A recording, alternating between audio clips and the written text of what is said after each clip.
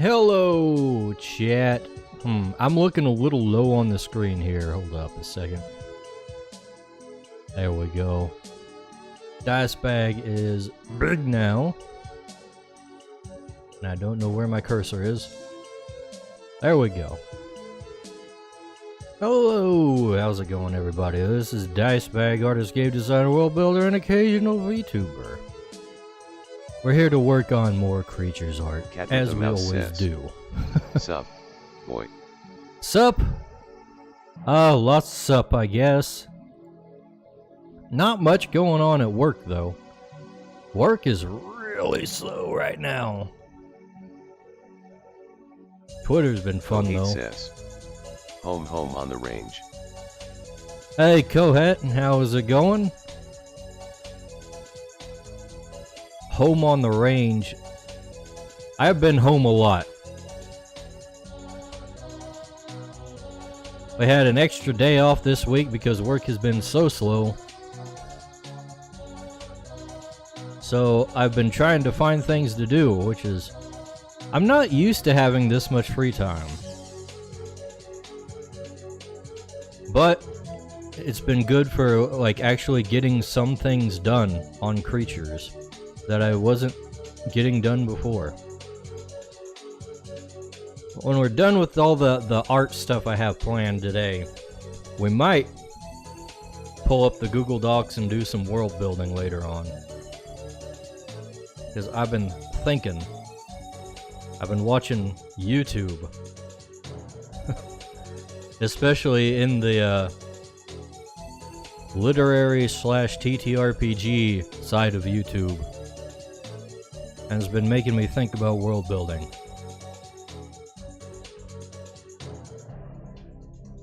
Or we might even do some drawing for world building, considering I was posting Crytures food over on Twitter yesterday.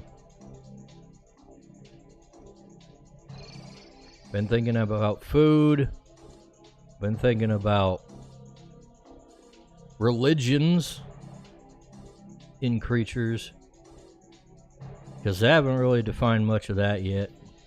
Cat with a mouse says, what the humans eat or the Crytures? What the humans eat. Crytures just eat whatever they can find, pretty much.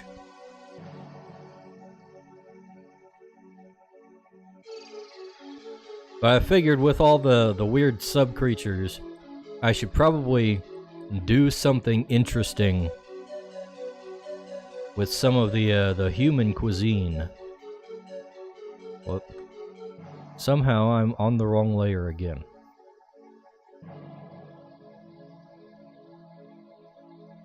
Nah, I mean...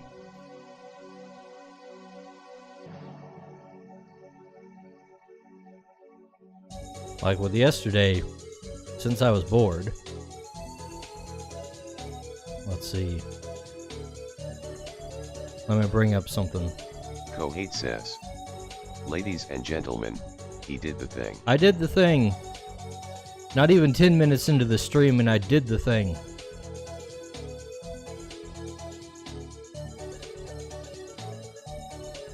Yeah, check this out. A roast pork lump. How do you like that? Some nice ham. Cat with a mouse says, nice. Also, it was an excuse to practice a little more in-depth rendering. I did love that slab of pork. Yeah. The thing with like drawing food, Kohate says, you can't just... it reminds me of a honeyed ham at Thanksgiving. Right, exactly. You can't just use like the basic art style for drawing food. You have to like render it a little bit extra and make it look tasty and succulent. Otherwise, it just doesn't hit as well. Yeah, it also made me think a little bit about the anatomy of a pork lump. They probably got some bones in there, right? I figured maybe chopping the Cat with a mouse says. rump, just make a steamed ham and call it a day, huh? and the snout off would get rid of like most of the inedible parts, the bones. And then of course they'd probably have like a spine going through, so I got like a little bit of a bone in there with some marrow inside. Also something edible, bone marrow. Which, by the way, says, LMAO, just a singular large bone. It's more like vertebrae going through. You only see like the one vertebrae. They got like a spine that all their muscle attaches to, and that's basically most of their anatomy. Just a big lump of meat attached to a spine, and then probably something for digestion in there. Which I didn't really think too much about, but it should be in there. Maybe it's like on the lower part, below the spine. Spine probably curves up a little bit for the shape of the lump.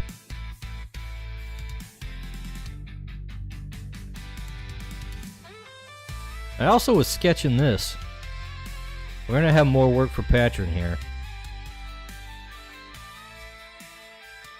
Wanted to get a little more world building images in. This one actually, I had a whole freaking AI generated piece that I whipped up with ChatGPT. It's actually getting really good at mimicking an art style just from like one picture. Of course, I had to do a bunch of editing on it because it doesn't get everything right. So I can't just do a one-to-one trace or anything. You really gotta beat it into submission even when it gets you something decent looking. But it did help me get the thing a little bit, get it worked Cat out with the quicker. mouse says. Big energy from the Petrodon. And AI looks great this time. the Petrodon probably needs a different face. I should do something besides use like the same default faces that I put into the thing, because that's one of their major points in their lore, is that they are customizable. So we'll have to think of a face that Peter might give to his Petrodon.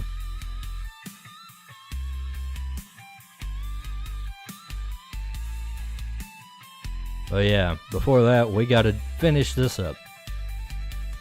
And looking at it after like the third time, I've seen some things that I'm not too fond of, so we gotta make a few adjustments here. Cat with a mouse says. Mr. Petrodon head style faces. Mr. Petrodon head?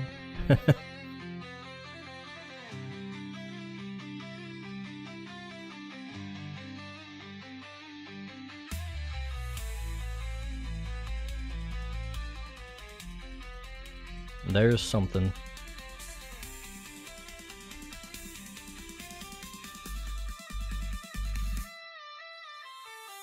I do kind of think like in more developed areas in the creature world, kids would probably have a lot more Petrox as pets.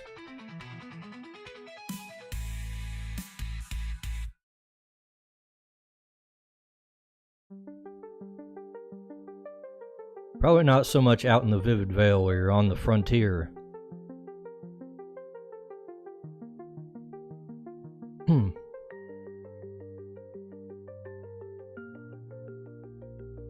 Kohate says. It's in the name in it. It is in the name. Festiva says. The dice bagussy. No, we don't have that Cat here. with a mouse says. Like that excuse of a merchant. Yeah, I like the excuse of the merchant, but his Petrock was for protection. Not that it helped him much. Festiva says. Kohate make dice bag a thing. Don't do it, Kohet. You have all my creatures' characters to work with.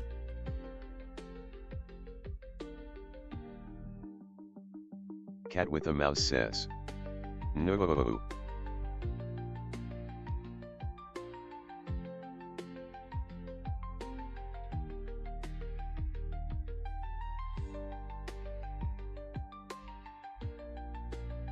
Kohate says. Psych it. Festiva says. Give into your desires, Kohate.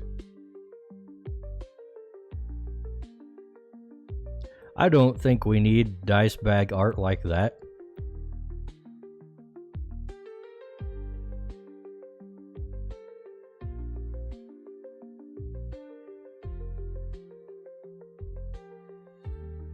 Some of this shit ain't looking straight.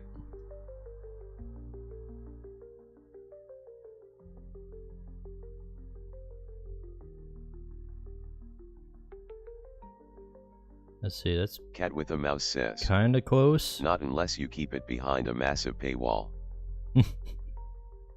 Festiva says. I don't know who if else? anybody else. Kohate says. Why don't you do it, Festiva? Exercise your art muscle. I have a lot on my docket, RN.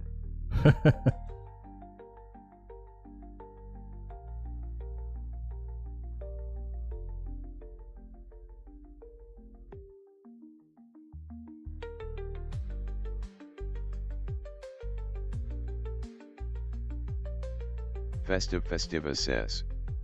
Because I haven't felt like doing sin at all lately. Oh.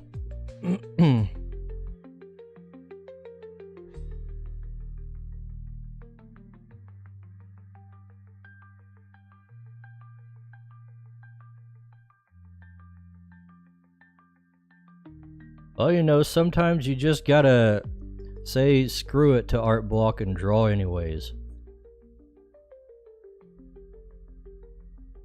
Kohate The says. people demand it. You disgust me, Festiva.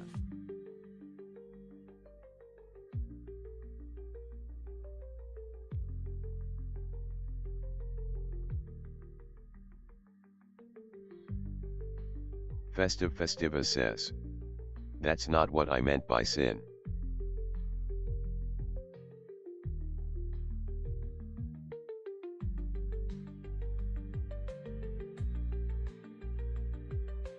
Anyways. Festiva says. Look, he'll draw Festussy soonish then.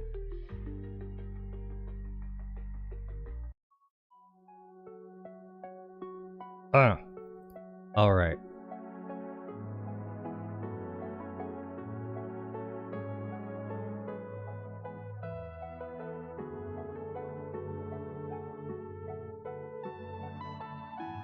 By the way, guys. Why are you gay? Who says I'm gay? You are gay. I ask you.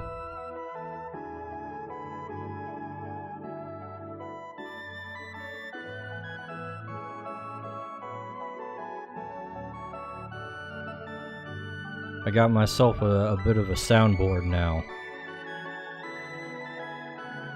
For just such an emergency.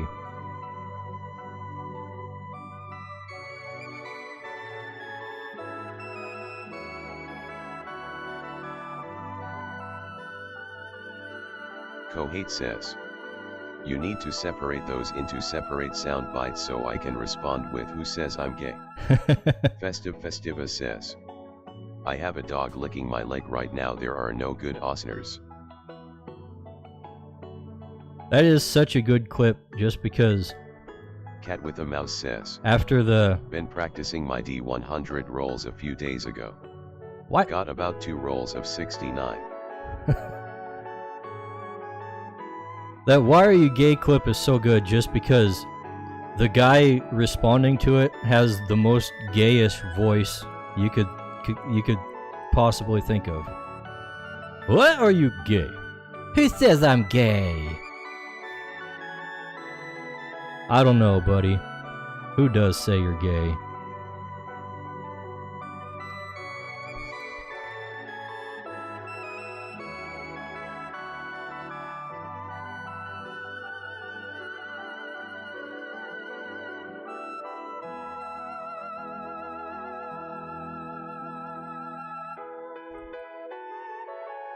Frickin' cracks me up every time.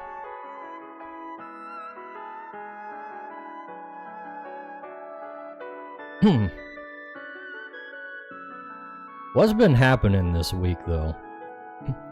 There's a bunch of crap showing up on Twitter. I should probably talk about it. Alright, the freaking... Festiva says. War. War? I mean, in a way. Festiva says. War is probably about to happening. War is always about to be happening. Cat with a mouse says. Good for nothing. Kohate says. That clip and the democracy clip are some of my favorites of all time. Democracy?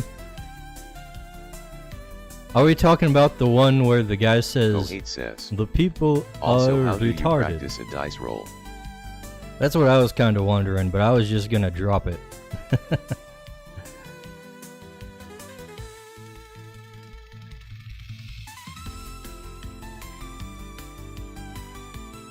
Festiva says. Casino.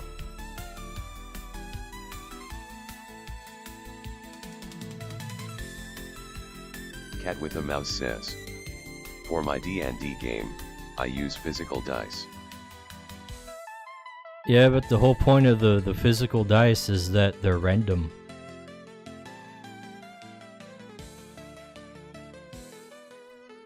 But anyways, Kohet's seen this, but friggin' one of the things that popped up on my Twitter feed, let's see if I can find it. I've been bookmarking things that are interesting so I can talk about them on stream. Festiva says. You see, there is a funny weight inside the dice. Okay, bros. Indiana Jones and the Great Circle will be the first game to feature NVIDIA's RTX hair technology, which uses spheres instead of triangles to achieve more realistic hair rendering.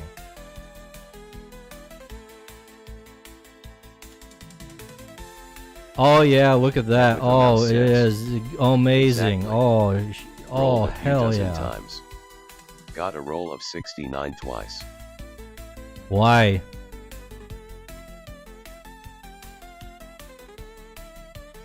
Like, in what world am I going to be noticing this much of a difference? It's fun. Don't care TBH. Festiva says. If it works, it works. Kohate says. It's so absurd. I hate graphics. Yeah, no. Graphics are banned. Until further notice. I'm with Fork. Cat with a mouse says. RTX hair does look somewhat better in terms of appearance and color blending.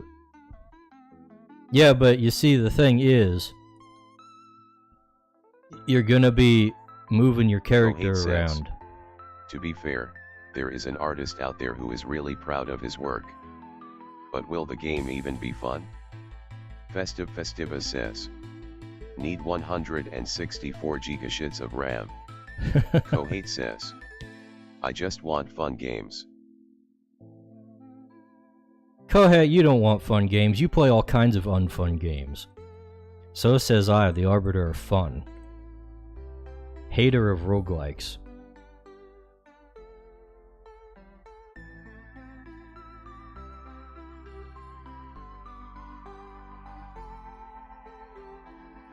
Festiva says 14 terafarts of memory. 14 terafarts. Kohate says, damn, the fun police got hands, apparently. Hell yeah. We're gonna put you in fun jail, Kohet. Right after I draw this barrel.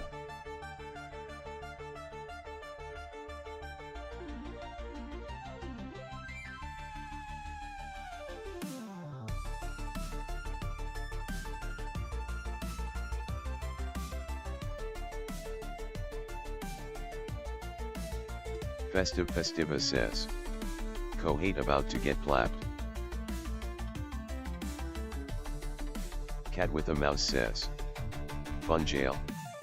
Who's bringing the tasers? I'll bring the tasers. That can be another function of my robot arms. Or robot arm. I guess I only have one.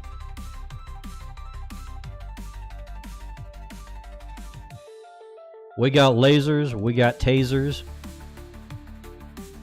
And I guess that's about it.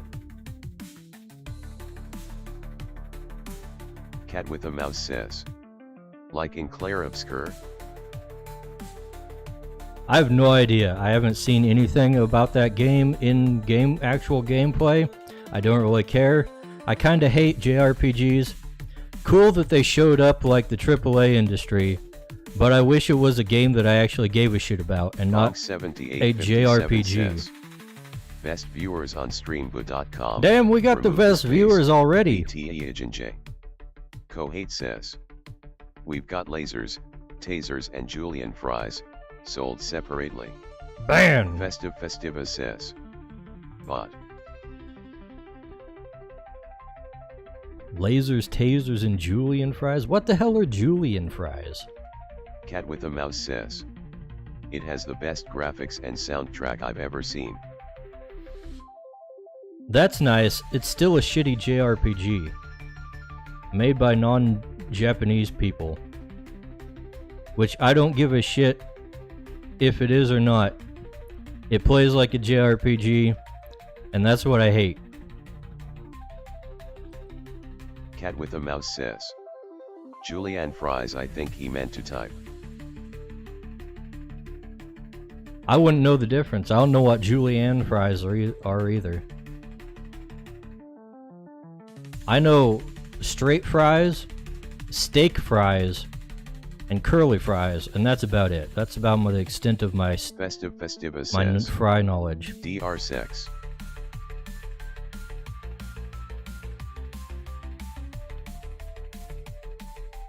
Curly fries are the best kind, of course.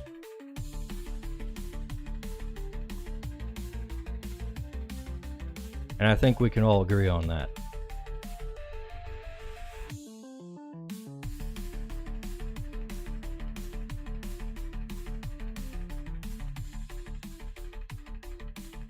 And if we can't, then we're going to have problems.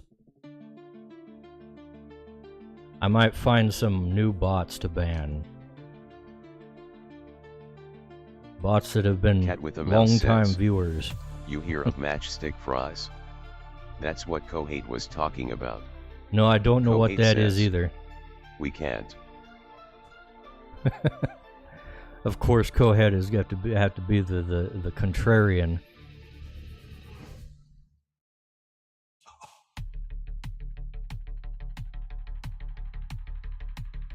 Festiva says, I'm seeing so many leaks for the next episode of the amazing Digital Crash Out.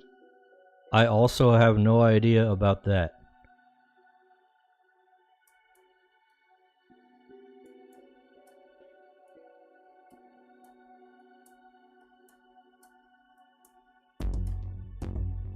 You guys seem to think I watch modern media. Festiva says, boo.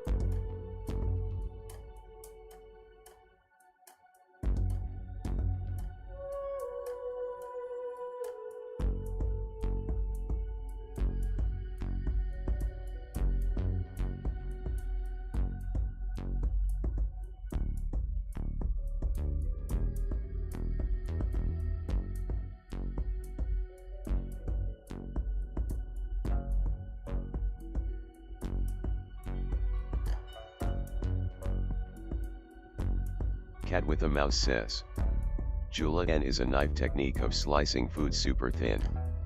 That's how they make those super thin French fries. Oh, okay. So they're just normal fries, but thin. Gotcha.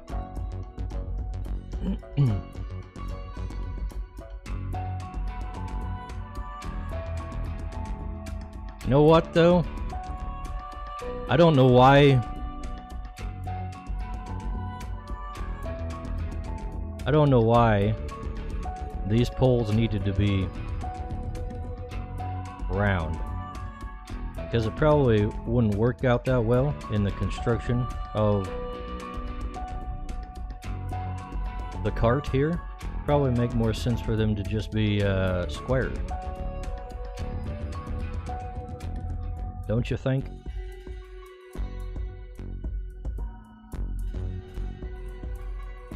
I do think.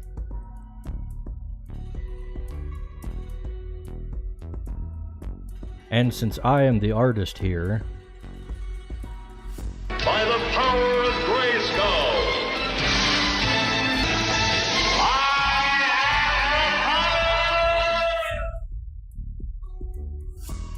that's right.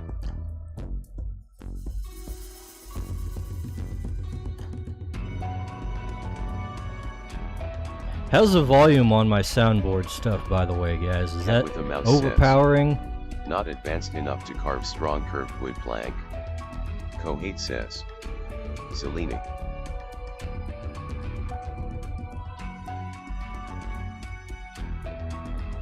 Cat with a mouse says, little bit. Kohate says, it's so loud. It's so loud. Alright, I'll turn down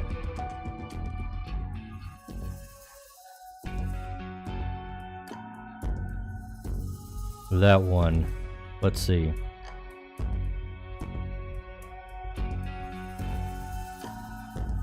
by the power of Grayskull,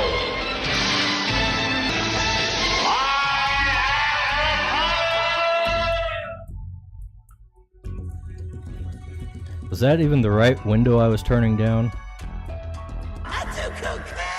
Okay, probably not.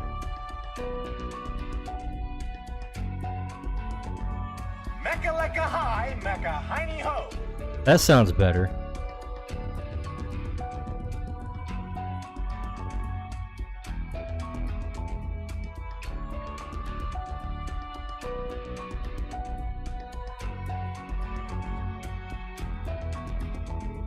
Alright, now we're cooking. We got technical issues dealt with. Kohate says, it doesn't. Oh hell, now Geronimo is really low.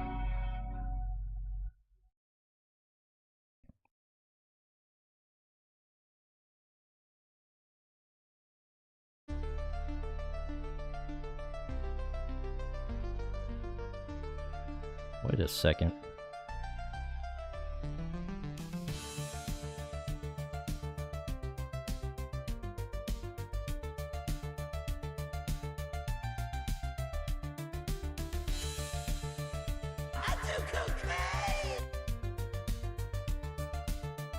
I don't know why, but on the volume mixer, it has like the titles of the windows all mixed up.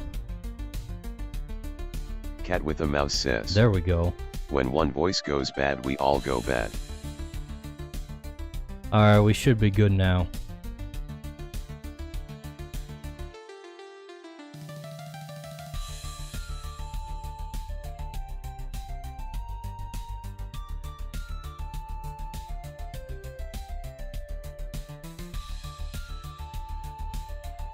Let's see. Let's make the sax a little lighter. Like that. Alright.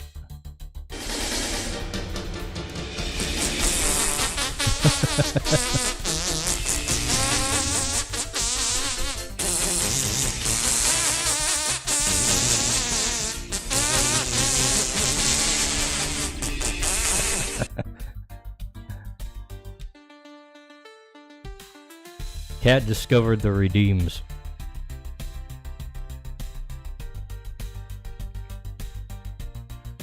Cat with a mouse says, just curious. Glad I tried it. That's what they're there for.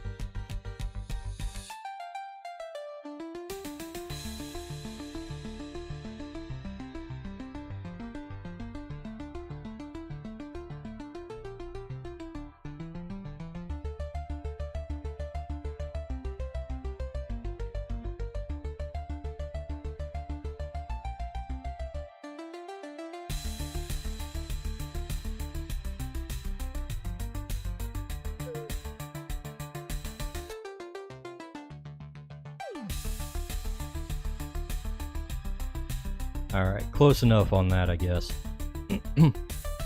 I should probably stop dicking around with the line art and actually start coloring this after I actually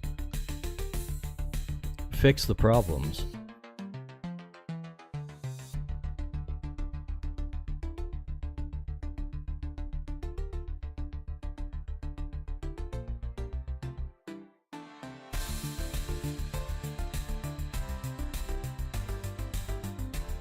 I hate Cat with drawing a mouse in says, single lines. Where'd you go? Where'd I go? That's a good question. It looks like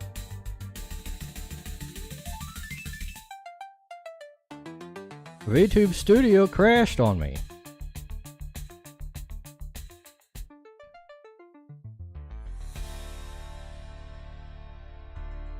I guess that's what I get for having so many things open.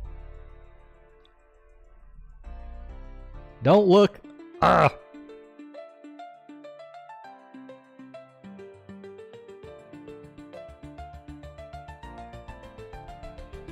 I'm naked. There we go. Cat with a mouse says, looks like you cast invisibility without knowing it.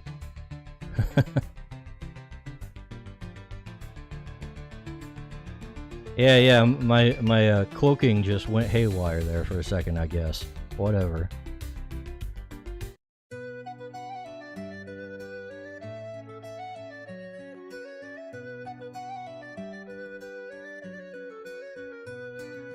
Through the forest dark and grim, Alright, just thought of something else that I forgot. conjurers bold with their robes of red to track the spiders swift and sly, yet danger watched with a Beef mounds are supposed to have little horns. Or not so little horns sometimes. When shadows meet where the wild beasts play, the conjurers weave their magic fair, but peril lies in the forest snare.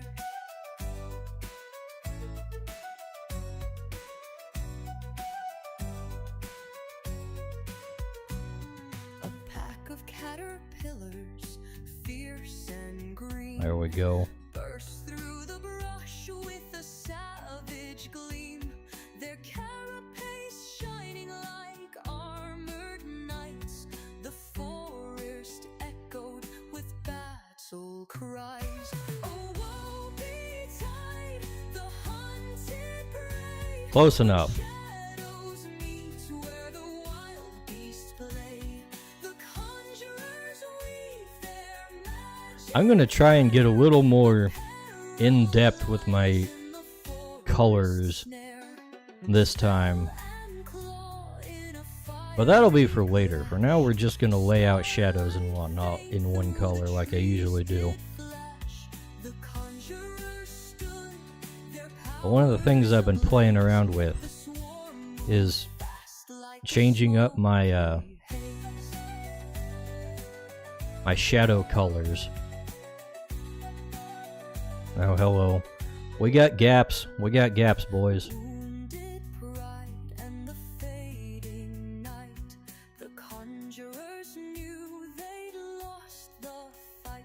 In retreat, they Thing I've noticed is that, like, when you're designing characters and stuff, the swarm and its like, caterpillar color theory is pretty easy. But when you're actually making a piece. It's a little Kohei trickier. says. Pat, fired. Pat fired? Why is Pat fired?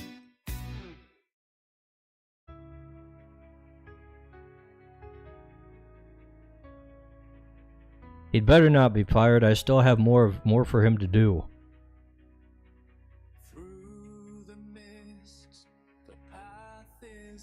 Kohei says. Gaps in the linear art. Oh no, that was gaps in the coloring. Although I guess he did put down the flats too, didn't he? Most of them. Cat with a mouse says. Do not fire the Pat.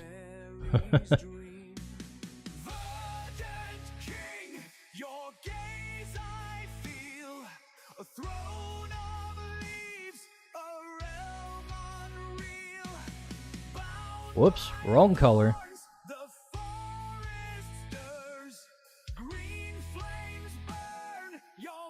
Dilapidated reverberation says.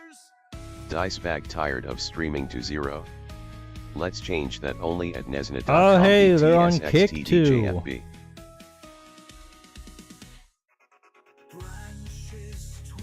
How do we ban people on freaking Kick? Oh, there it is. In yellow. Banned! Alright.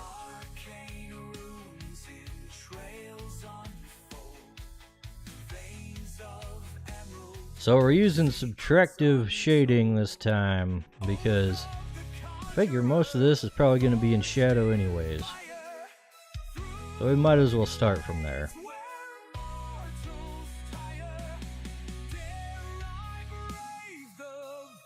Save a little time, which is what I'm all about.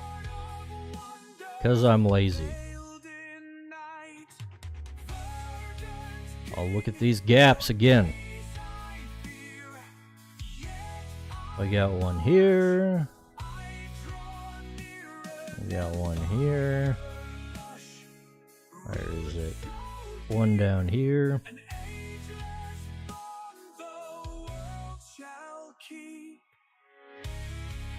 It's a lot easier to see with the shadows. Winding streams with laughter laced, the valley braced with ancient grace, yet cunning eyes behind the throng. All over the place on the little corners and everything. Rhythm, a song.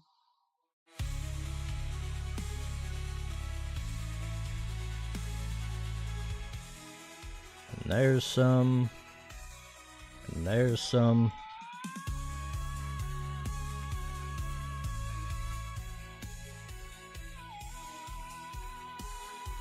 We got some here.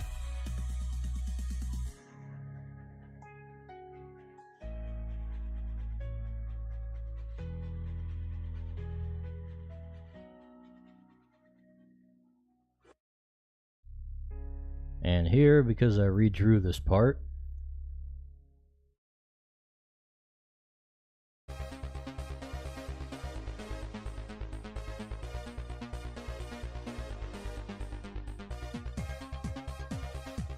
And all up in here.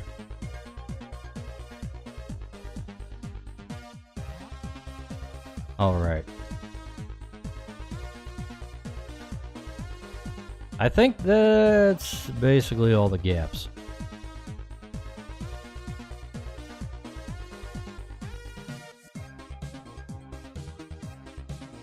Okie dokie, we are finally ready to actually move on. What else has been going on this week?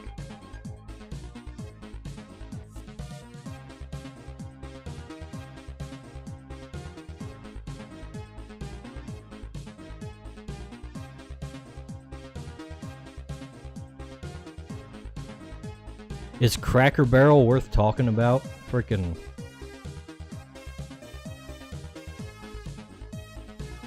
How they changed their logo? Kohei says. Did you see Kick in the news? Because of the French? I did not see Kick in the news because of the French. What happened to Kick? I mean, I'm sure there's a lot of things that the French could be mad about.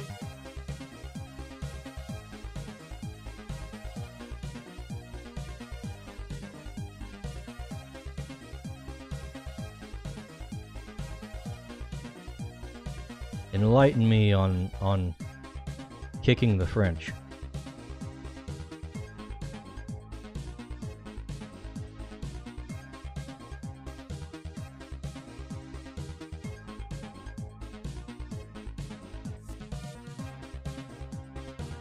We're always down for that. Kohate says, there was a fish tank-like event wherein one of the contestants died on stream. Oh yeah, I did see about that. I didn't see all the details, but I heard about it.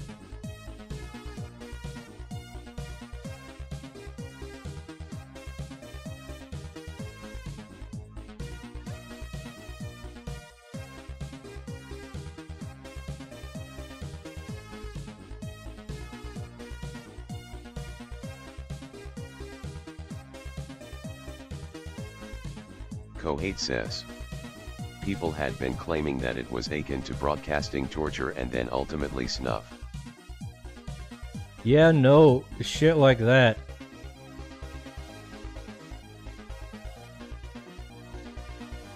I don't know why people are into that shit.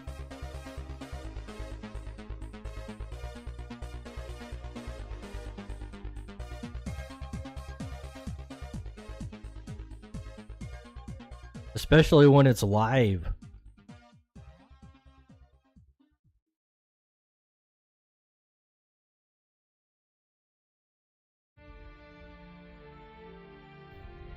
Like, I could understand kinda looking at stuff that's already happened in a recording if you're into that kind of thing, but man, you have to be kinda messed up in the head to enjoy that stuff in a live context, I think. Kohate says, I do definitely think that the kids are not alright. Conjurers unite, we're well aware. In the heart of the mall lies No, there's some freaking insane streamer people out there. Streamer folk. People of stream. Mystic runes glow in the midnight air. We chant our spells. Anything for views, man. I hate it. Echoes of darkness all around. In the abyss, our courage is found. Kohate says, I find it insane that Rumble is banned in FA but Kick isn't. Rumble is banned and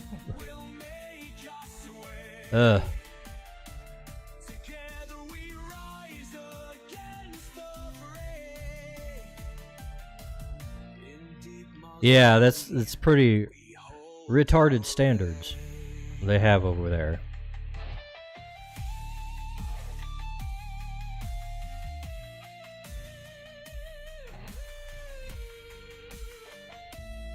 Also, why is Kick like allowing that kind of shit? Like, I get if you want to have some edgy content on, and they allow like gambling and whatnot, but come on.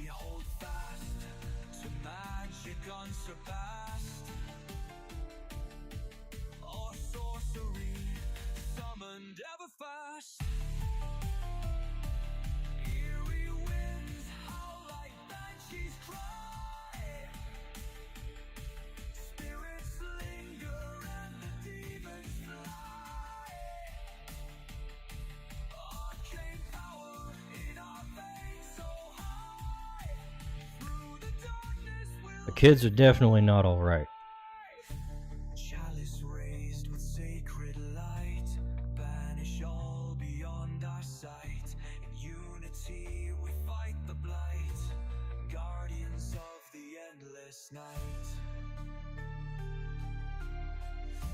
I recently learned that in the original Star Wars trilogy, Luke Skywalker was originally going to be called Luke Starkiller.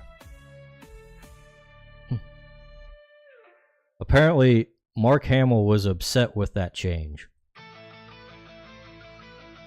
He wanted to be Luke Starkiller, which to me just sounds ridiculous. So chalk that up as another one of the things Mark Hamill was wrong about.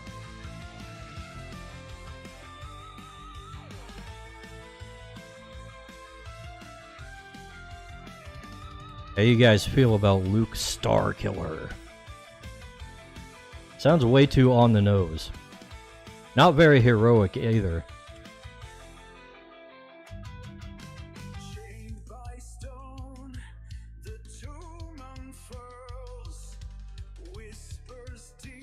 Kohate says. Nah, Starkiller is kinda rad NGL. Cat with a Mouse says. Maybe in an alternate timeline.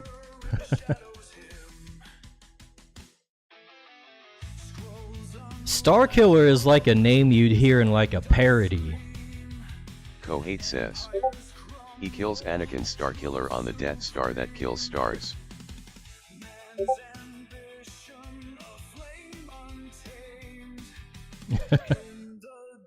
Yeah, right. It sounds like something that freaking Spaceballs would have made up.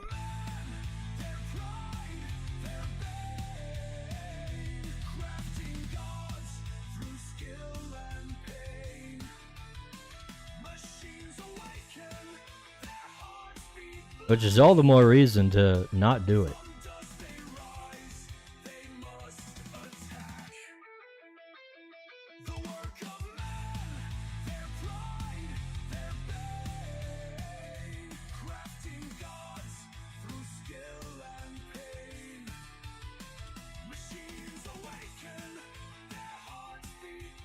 Alright, you know what? We need to select the parts that I'm actually working on so I don't have to worry about going out of the lines here.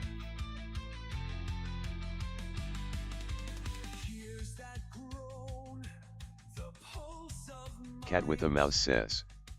You like what I dropped in general chat? What, your rolls? Link says. I've received 100 messages today with rest ream chat. I mean, that's nice, but eventually you're gonna see that after you do enough rolls. Says, nah, you're too afraid to being cringe that you'll never allow yourself to be epic. Kohet, I have pork lumps in my setting. Come on, man. Gotcha everyone says. Evening yat. Hello, gotcha everyone. How's it going? I'm not drawing this right now. This I drew yesterday. We're drawing this. Cat with a Mouse says. Worked for the 69 and 100 pick, but my hands are getting tired. Let's see.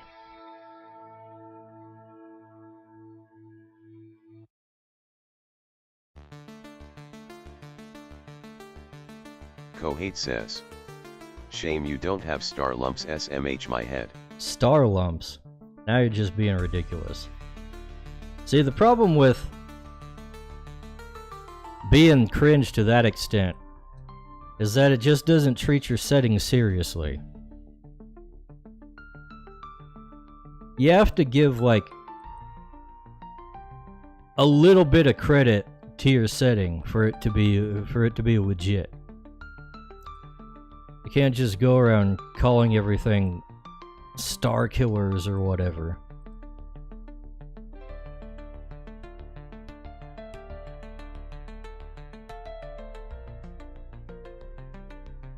George Lucas did the right thing.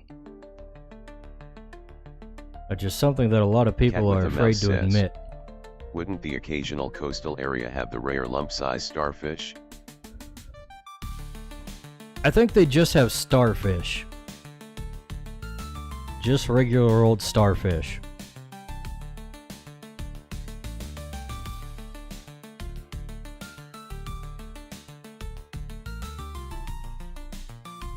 Starfish are already like very sub-creature-ish.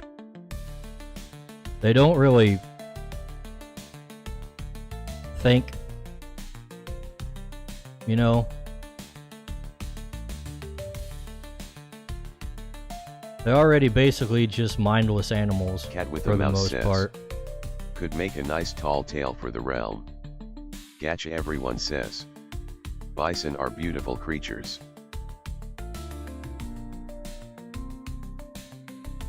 These aren't really bison, though. These are what we call beef mounds. We don't have normal animals as we know it in this setting, because everything either turned into a Pokemon or devolved into a semi-mindless lump of meat.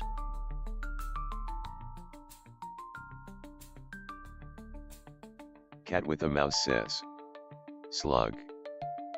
Slug, yeah, that's a good way to describe it.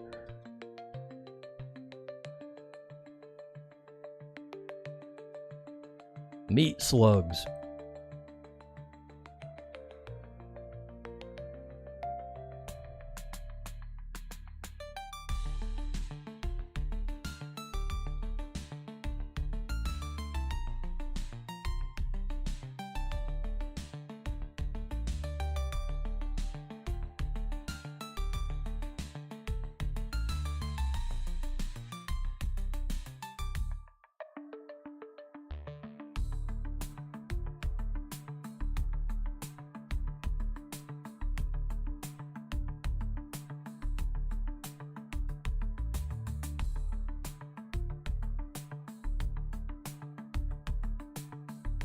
Yeah, like I was saying,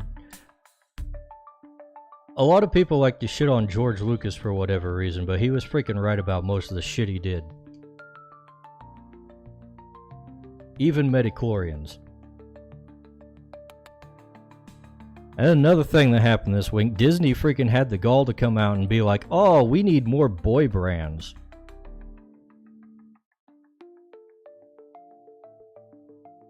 Bitch, you had Star Wars and Marvel.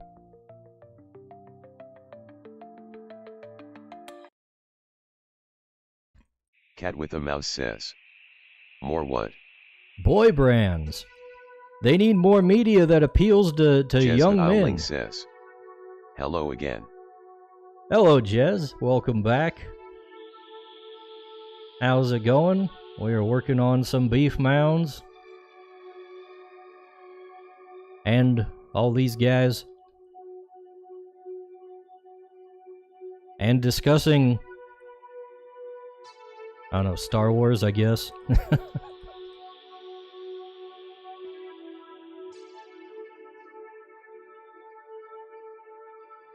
Yeah, apparently Disney thinks they're Coheed losing says, young men I as think viewers. you misheard them.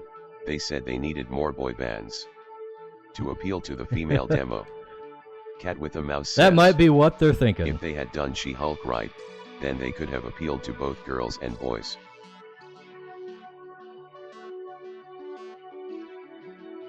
They got two of the biggest boy brands in existence. If they can't make that work, then there's something wrong with them, not the brands.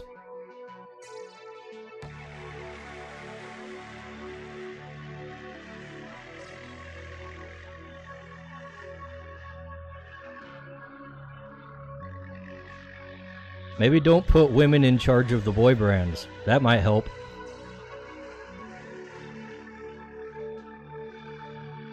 But nah, Kathleen Kennedy is still here.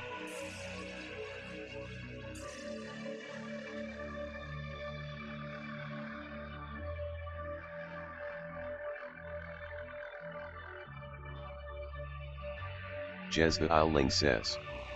I heard about that this morning. I found it funny because they decided to go with this force is female crap, Right? Cat with a Mouse says, most recent series and films are getting too silly in the wrong ways. Yeah.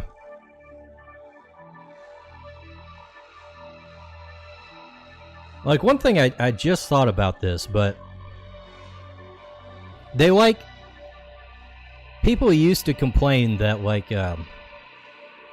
superhero films were being like made to be like too realistic and too non-comic booky. But they've gone more comic booky recently, and like it hasn't really worked out, has it? I think the days of like 90s Batman was working better on them. Or even earlier Cat with a Marvel. Mouse says, that's what made them good. Zack Snyder was a genius.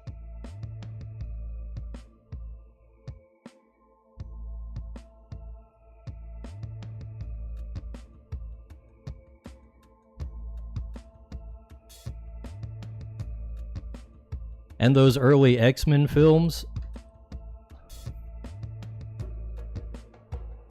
Like, I don't know anybody who hated those, but they were clearly not being overly comic book with it. Just look at the freaking uniforms they put on them. Like, at some point you gotta recognize that stuff in a comic doesn't translate that well to not a comic.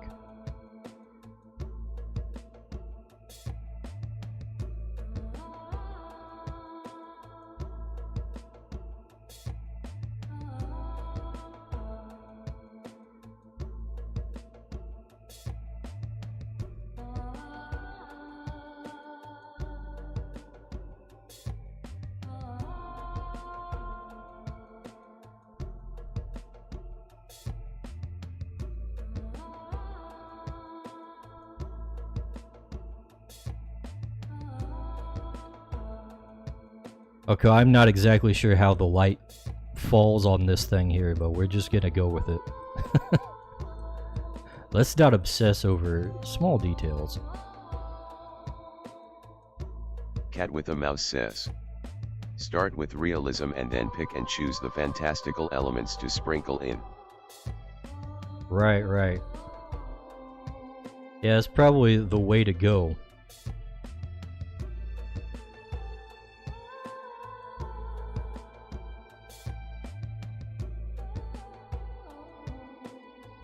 Also, is the freaking Superman movie that they got going on, is that even out yet?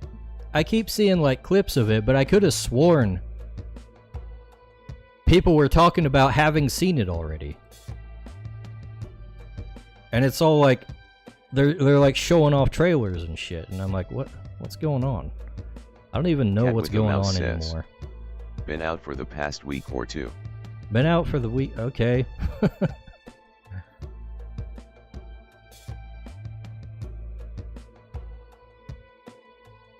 Every time I see somebody bring it up on social media, they're like, got a clip. Jez the Owling says, And it's just the like, new Superman is out. it's just like, oh, I hope this movie isn't bad. Oh man, I think this movie's gonna be bad. And it's like, isn't it out already? I thought it was out already. Don't we know yet? Is nobody going to watch it?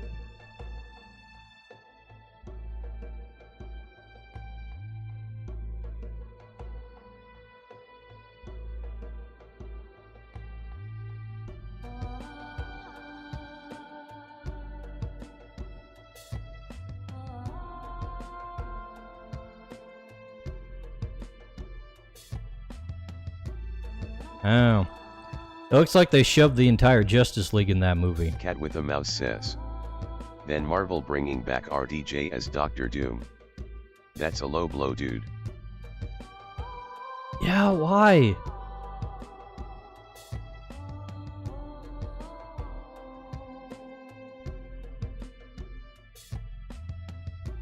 Jez the Owling It's like says, they just need an excuse. I haven't seen it yet and Fantastic Four. Like they're coming up with every excuse they can just to put Robert Downey Jr. in everything.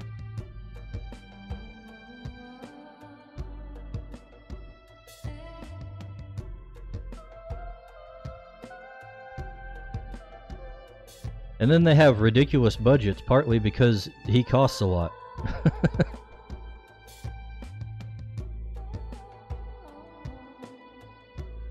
Cat with a Mouse says, unless they can explain it in a proper fashion, Marvel just went stupid. Jez the Owling says, the most recent movie I've seen was The Bad Guys 2, which was good. I haven't been much of a movie watcher in general, but you know what? I don't know what the but was there. That's just me stating a fact. I'm not much of a movie watcher in general. I guess the but would be, like, if I was gonna watch a movie, it'd be something like superhero movies. However, I haven't really felt the desire to see a superhero movie in quite a while.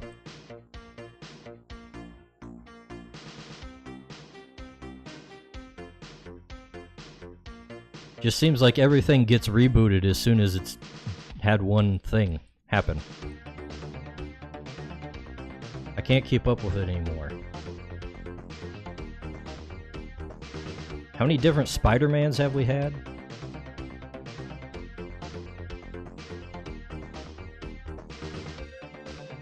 This is why I don't read the actual comics. Everything's all jumbled in those two. Tickets are too expensive and going to theaters is not worth the time. That too, but I mean, even with streaming stuff, I haven't even felt the desire to pirate anything, which would be my normal go-to way of doing things.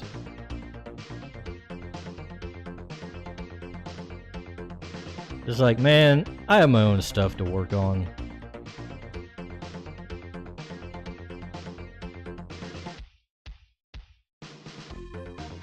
I'd rather watch YouTube videos about world building than go watch a superhero movie.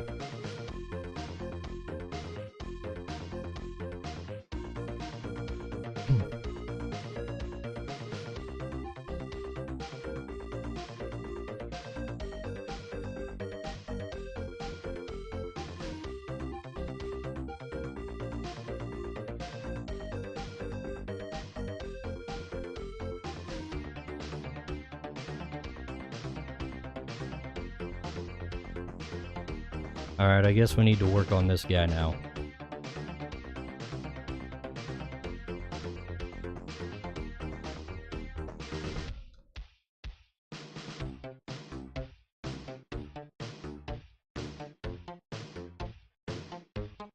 Jez the Owling says, I'm pretty keen for Spider-Verse 3 and pretty fond of the theater-going experience.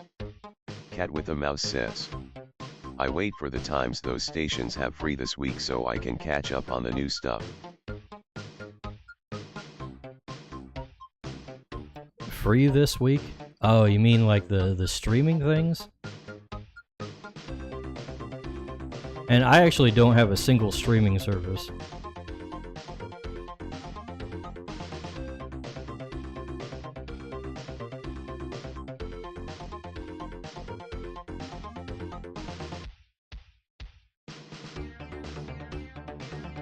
Pretty much all my entertainment is just YouTube.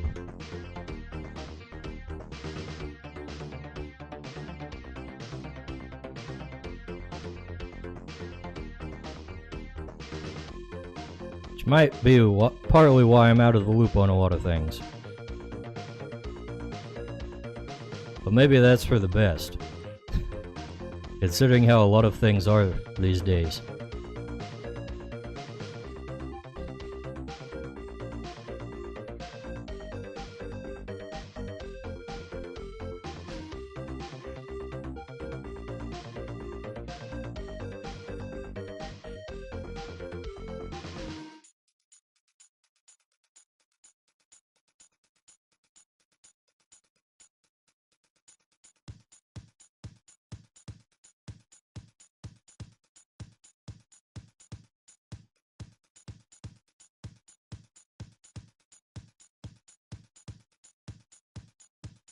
You know what? I think we need to keep these thingies in the actual vents on the mask? Is that what we call this, I guess? We're gonna keep those filled in with shadow. And that's what I'm saying. Jez the Owling says, I mostly watch YouTube too, but I wanna break out of that habit. Cat with a mouse says, visor. Visor? I don't know. I think visor is more for the head, the face.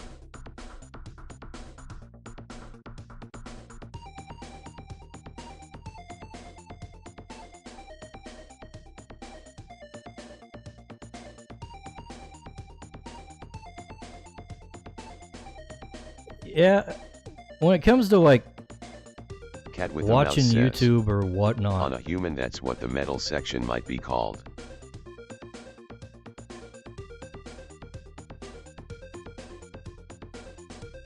sometimes I do feel like, oh, since I am working on like my own stuff, I feel like I do need to consume more media just for like inspiration and shit. And because that's usually what you're supposed to do when you're making Jez a the thing. Owling says, But do you like Lord of the Rings? I love Lord of the Rings, man.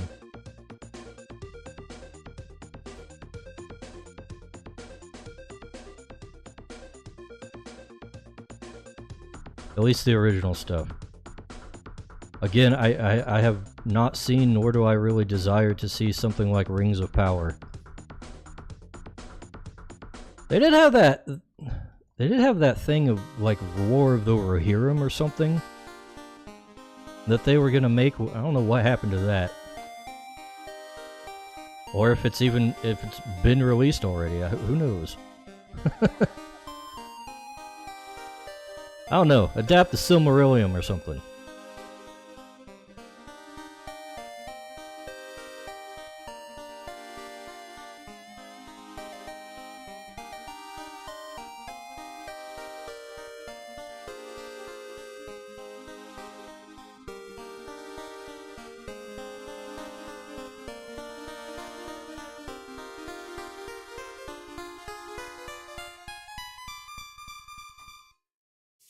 Or make more games like Shadow of Mordor. That's another travesty. Not because it was bad, but because it had the Nemesis system and they like freaking patented it. And then they like never used it again. Okay. Thanks. Kohate says, I think as a media creator, it's important to collect enough data so that you understand the realm in which you're working. Other than that, I think watching other things is somewhat of a waste. Yeah, kinda. Kohate says, unless it's for technical study.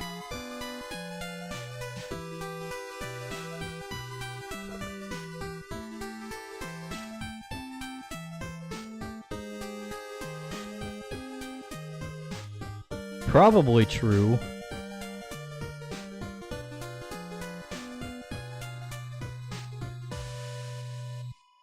I can't imagine how superhero movies are going to translate into anything for Pokemon D&D.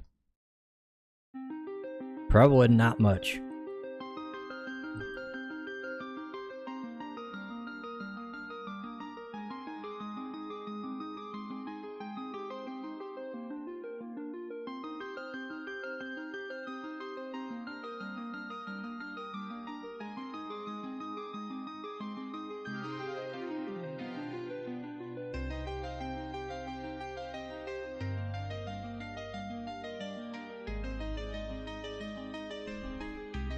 Cat with a mouse says, guess we'd have to wait and see, like with the upcoming Lego Pokemon stuff.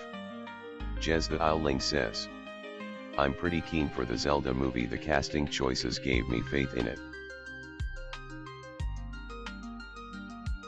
Yeah, I'm not a big Zelda fan, or not big on Nintendo things in general outside of like Pokemon, which they've also kind of screwed up.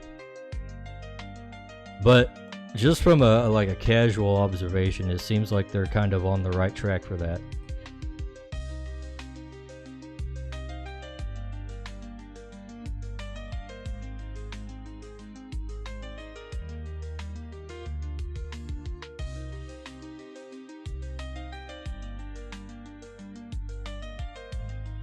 Seems like Nintendo has a pretty decent iron grip on their non-game media so that people can't screw it up too bad.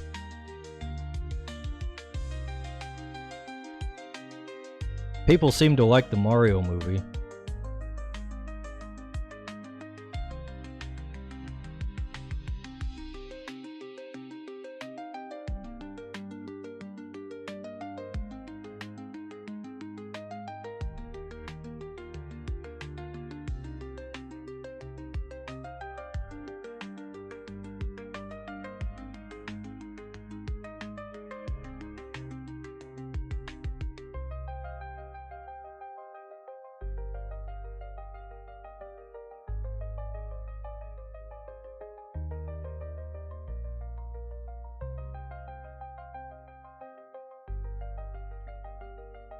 Not that I would know about Mario or movies myself, but that's the vibe I get.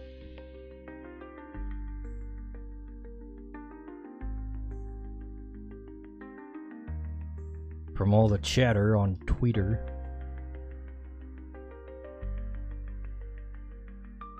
Jez the Owling says, the Mario movie was okay at best. I say that as a Mario fan, it was pretty hollow.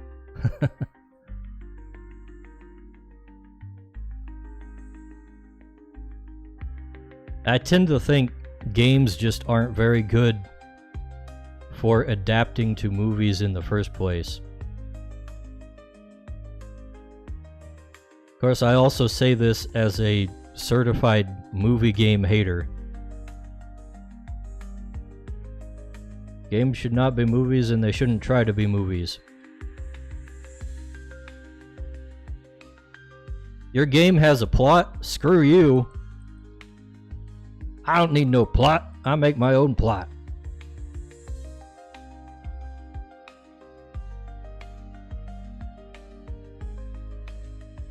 Well, I guess it's more that I have a beef with railroady overbearing things with cutscenes out the wazoo. If there are significant periods of time where you're not actually playing the game while playing the game, and I think you're doing it wrong.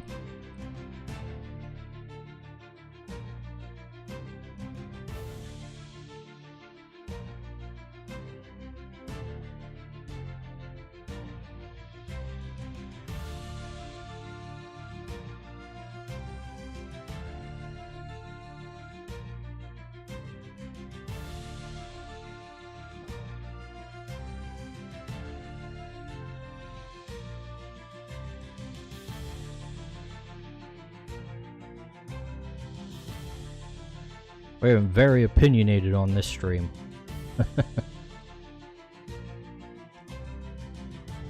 Cat with a Mouse says, I like for my games to have a plot when I play them. Otherwise, what's the point? To play the game. To engage with the mechanics. To challenge yourself.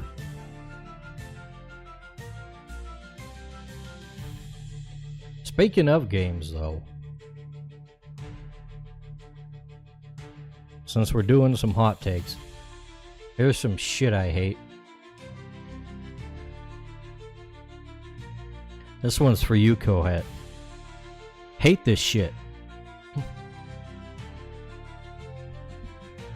Every time I see this in like a Steam, the plot is the game, or at least the motivation behind the game. What's the plot of Tetris? I ask you, what is the plot of Tetris?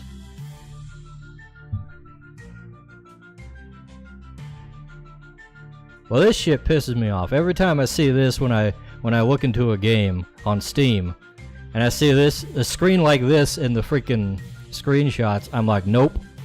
Nope. Fool me once, shame on you. Fool me twice. Also shame on you, and the third or fourth or fifth time. I've learned my lesson now. I got this. There's another one. There's another one. These freaking roguelikes.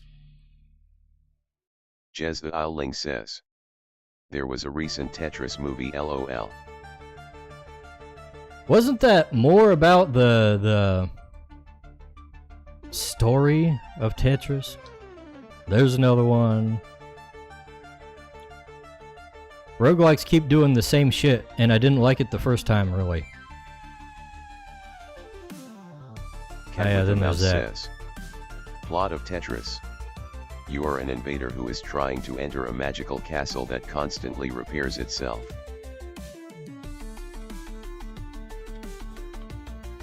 I'm gonna fact check you.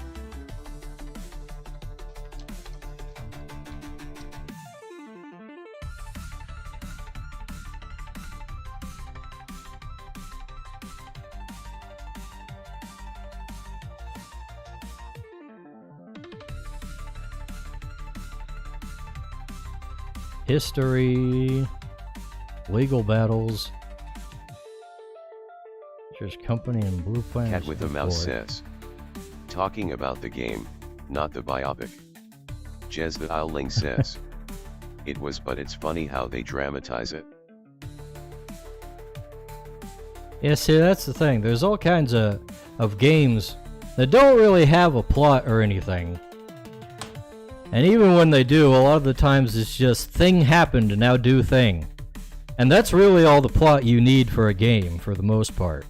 Unless it's like some kind of role-playing game that actually gamifies the role-playing to some extent. Then it's permissible.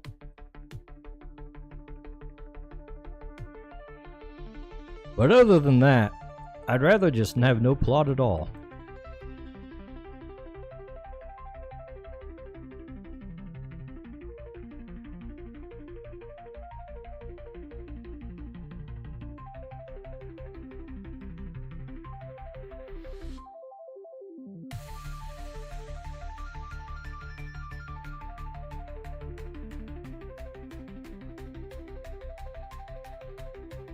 As long as it's in the background, it's okay. But as soon as I have to sit through a cutscene, I'm out. I'm out, man. Which is the vast majority of JRPGs. Most big Western games fall into that category.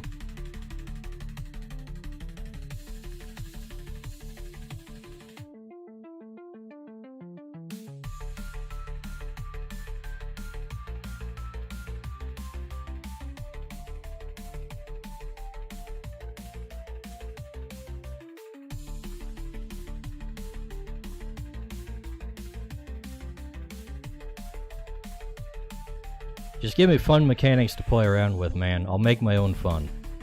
That's all I want.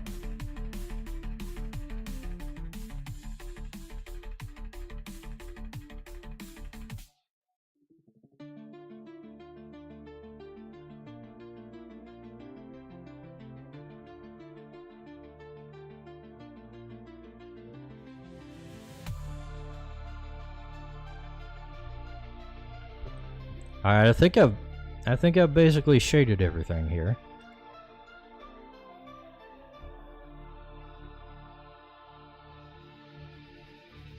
We can probably go for pretty heavy-handed shadows in this one.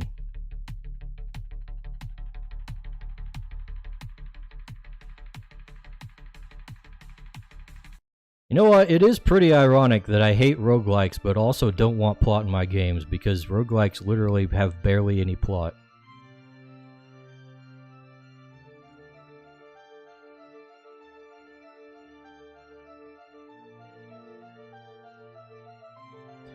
So good on them. Just stop taking away all my shit every time a run goes bad.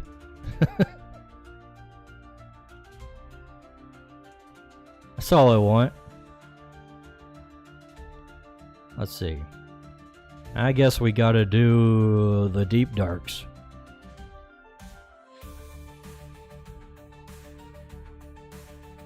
We gotta do the shadows within the shadows.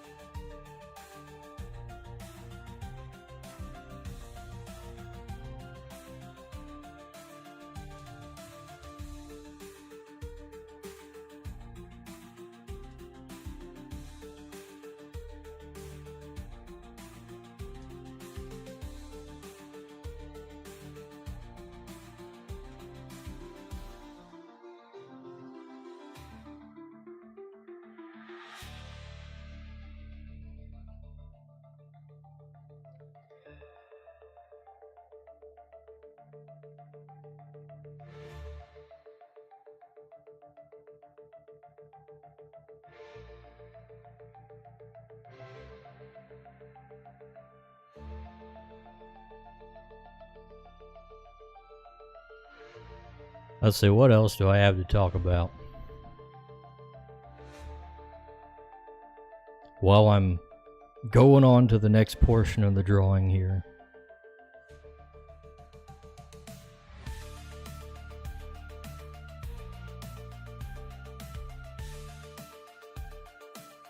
Cat with a Mouse says, any new lore concepts? Any new lore concepts? We might be talking about that later.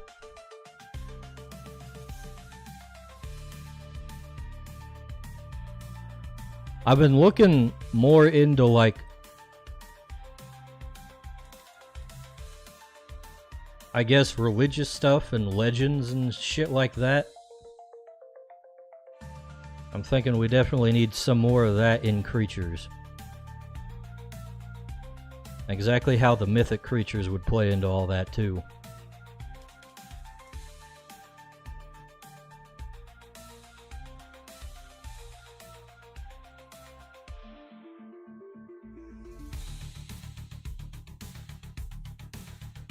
Also been thinking about the people group stuff that I was working on.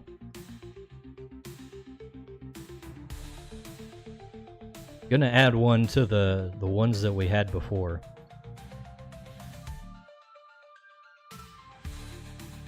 Cause I got way too many gingers for them to be part of everything else.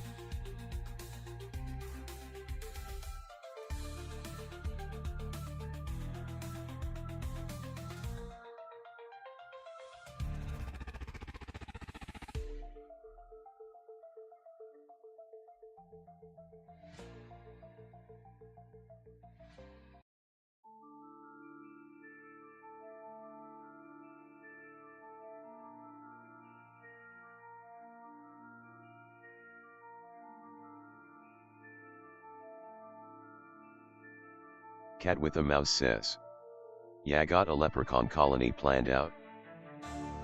A leprechaun colony? Not exactly.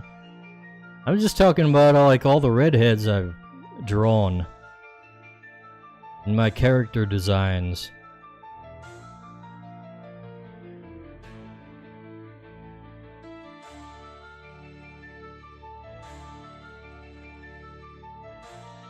I feel like they didn't fit in with the others. Visually.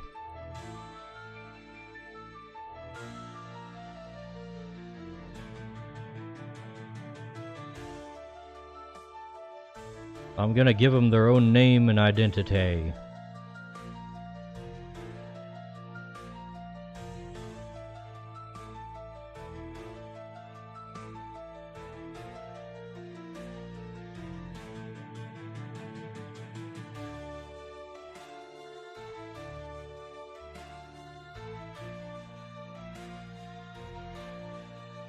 And that's another thing, is the cultural stuff. Something else that's been on my mind. More than just a recent thing, though. Well, I guess it is pretty recent, but I've been thinking about that for longer than this week. Which is why I want to do some more world building on stream.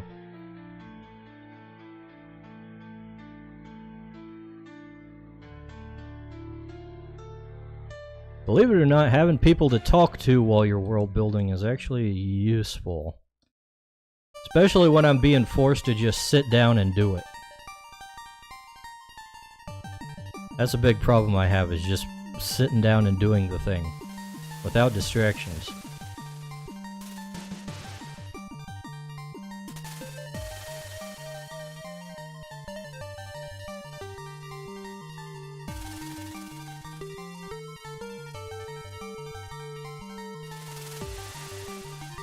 ChatGPT only goes so far when you're trying to bounce ideas off of somebody. Can't really have a conversation with it.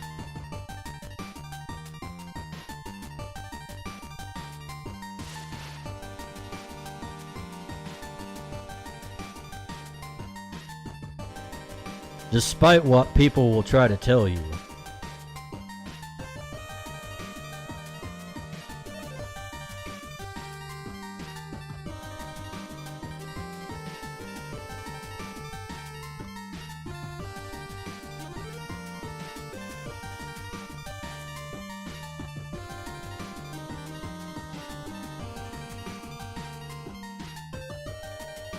Cat with a mouse says, have you tried asking a fantasy character AI?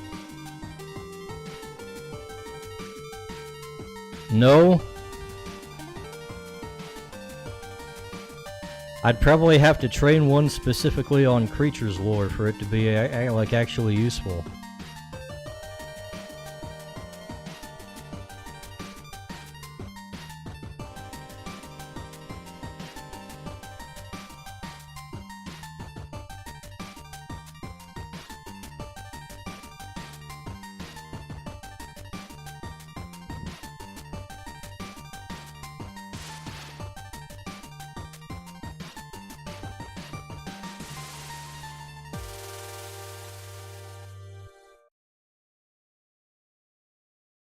I don't know how some people are out here trying to use AI as like therapists and shit.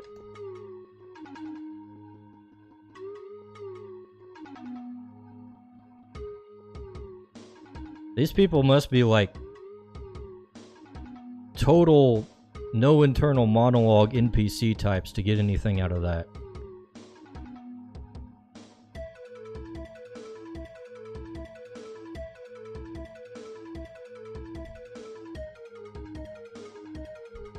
Do not understand. They're just not that good.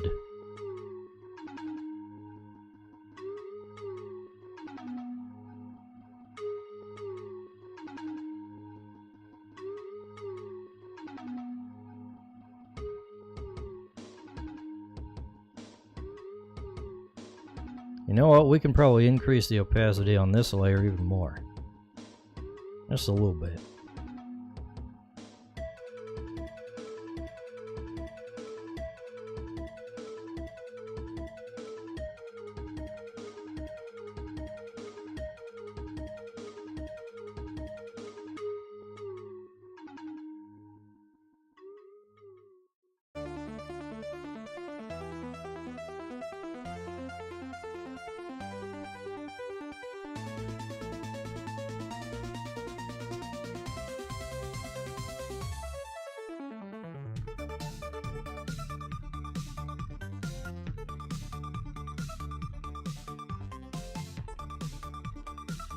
One thing that I've always kind of had conceptualizing for Crytures is like how the world kind of came to be in its modern state. Because I feel like there might not have been enough time for the modern civilization to have come about in the timetable that I've been working from. I feel like I'm close to filling up the gaps in that sense, though.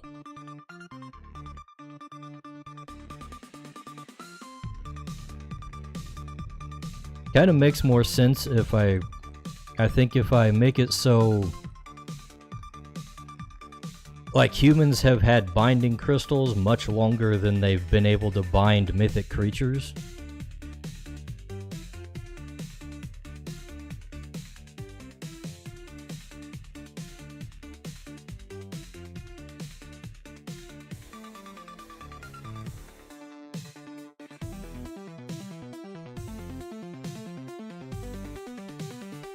So they would have had like some level of civilization for a while just based on the protection that creatures themselves provide. But they haven't really been able to push past a certain boundary until the mythic creatures were bound.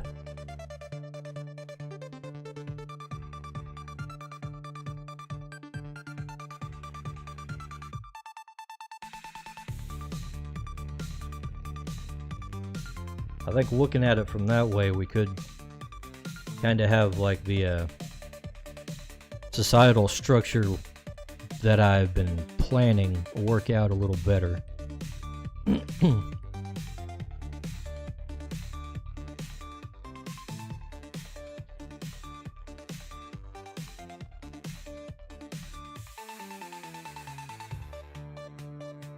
As a normal timetable, I've been kind of assuming is that like conjuring has only been around for like about 100 years, maybe, give or take.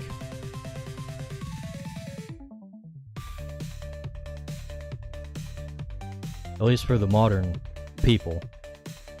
Obviously, there's plenty of ancient societies and whatnot that have mastered conjuring before them. And it was lost.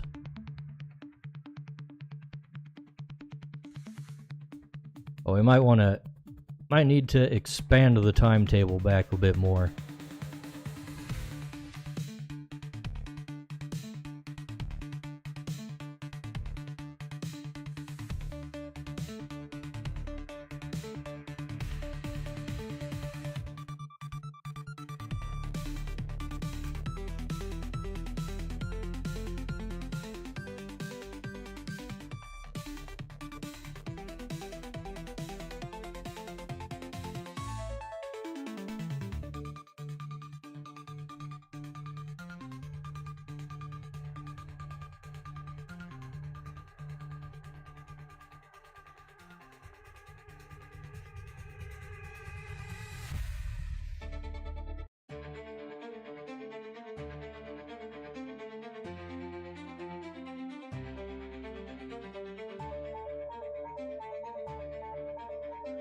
I think the general story I'm going to be going with for the past of Crytures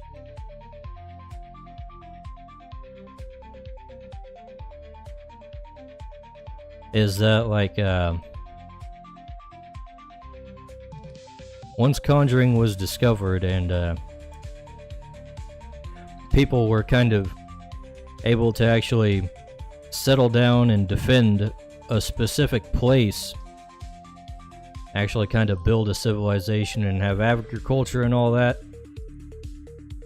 So that's kind of when the various people groups who would have previously been tribal nomads all kind of started mingling together.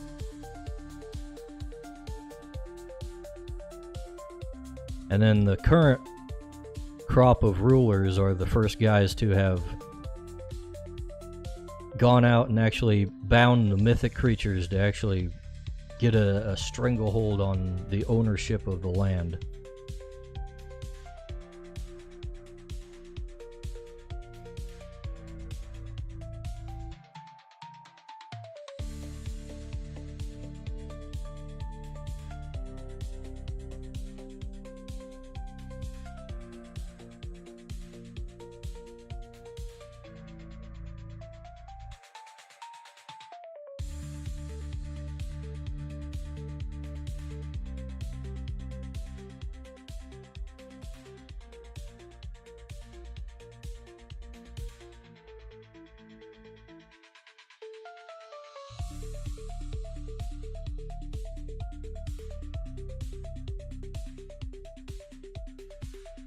That should give us enough time for like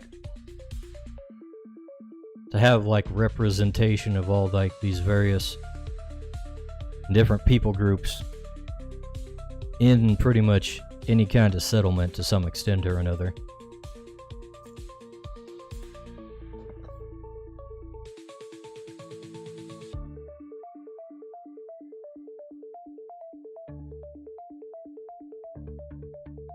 Alright, I think I got the deep darks all worked out. Alright, highlights time. Highlights. Fun. Alright. Enough complaining.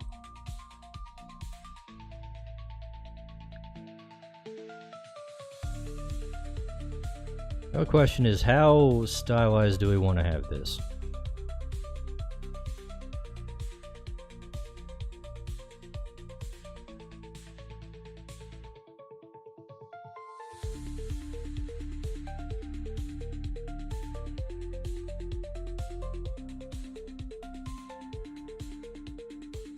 You know what? We can just color that shadow in too.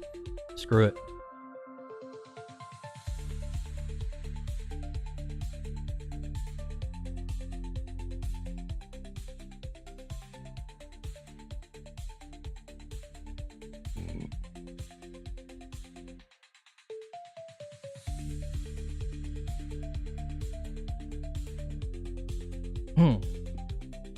Oh, I just realized I did not properly shade this part.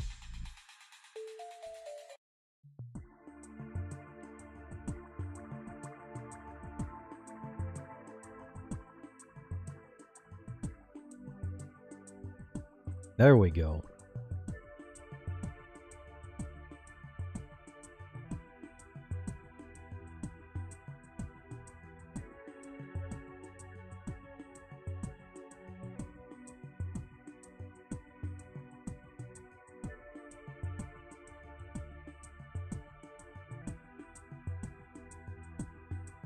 And I hate shading complex pieces like this.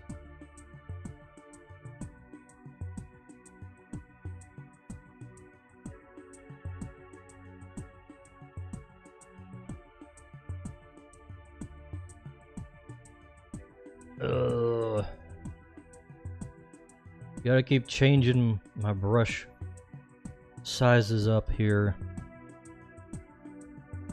Otherwise I get all out of the lines. We gotta put in our reflected light.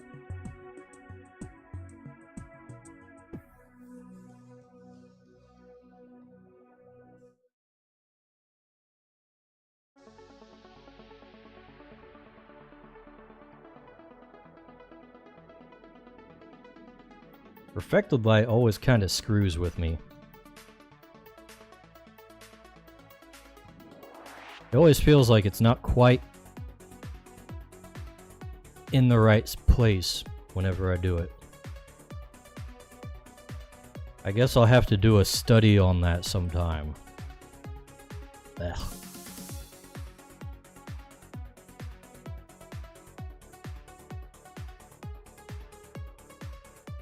I've definitely been neglecting to try and advance my art skills recently. Just been focusing on hammering things out as fast as possible.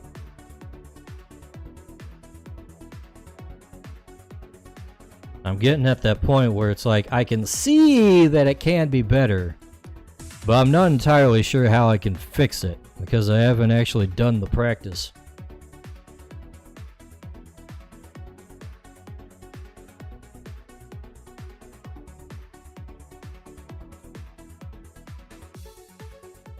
Terrible thing for an artist to know what's wrong and be unable to fix it.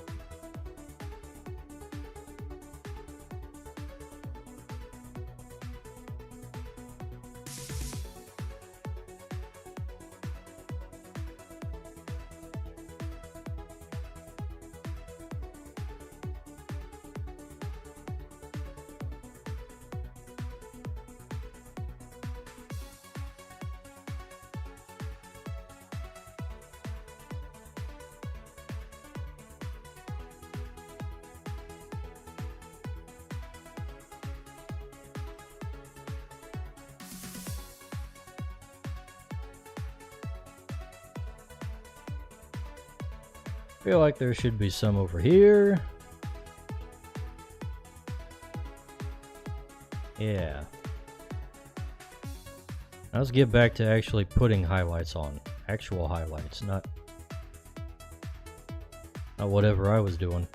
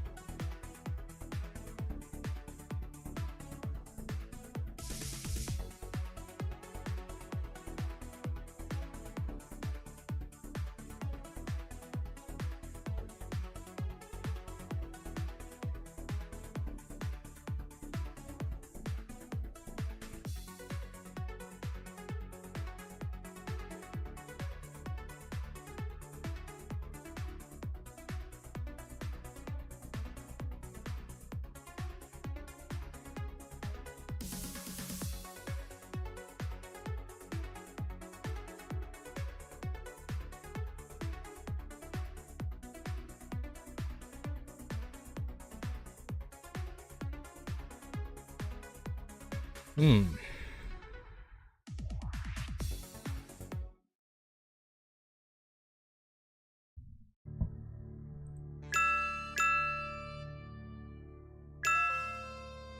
Don't mind me, I'm just checking things off my list here.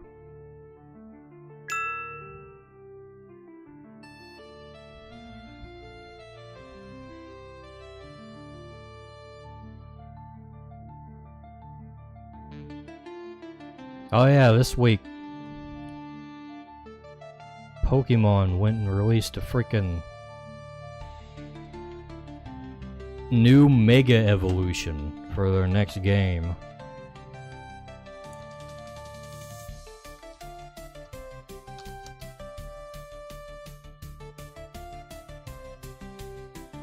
Let's take a look at that real quick. It looks freaking kind of ridiculous.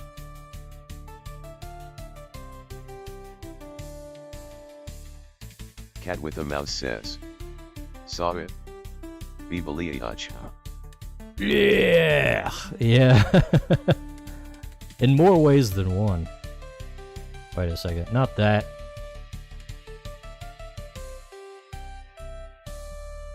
We don't need this here either.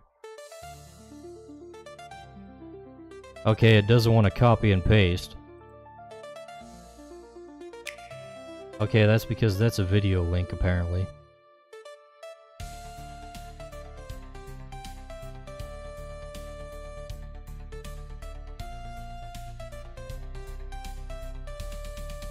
Where's a good picture of this thing?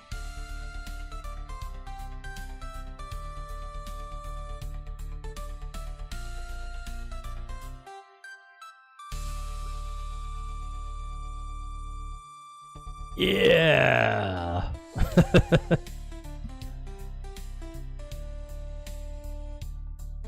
Look at that boy.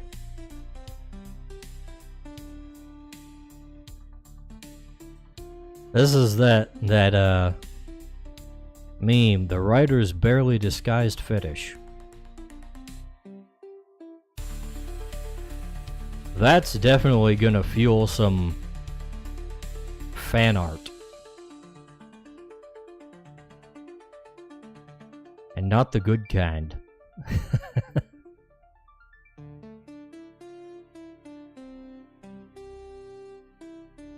We got belly expansion, strangling. We got bimbo lips.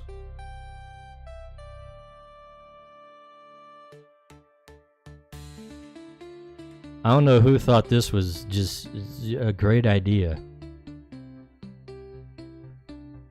Who knows? Who knows what's going on at Game Freak these days? Might be just running out of ideas.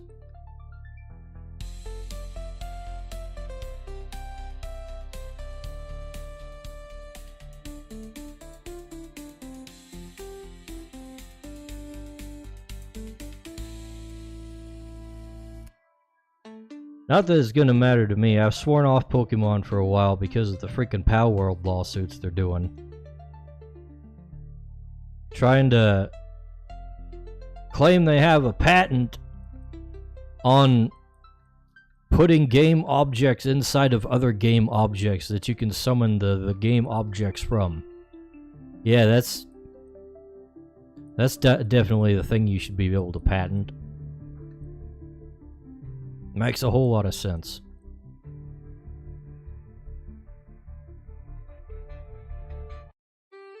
I have heard it's not going so well for him, though.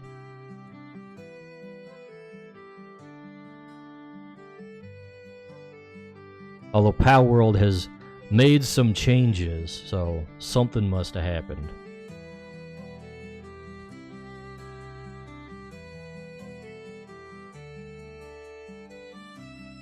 Also, I think they're trying to say they have a patent on writing things in games.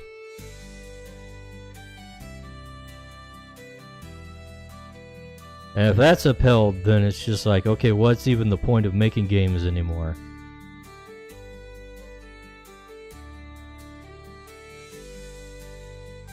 Thanks for trying to screw up all good things just because your butt hurt, Nintendo.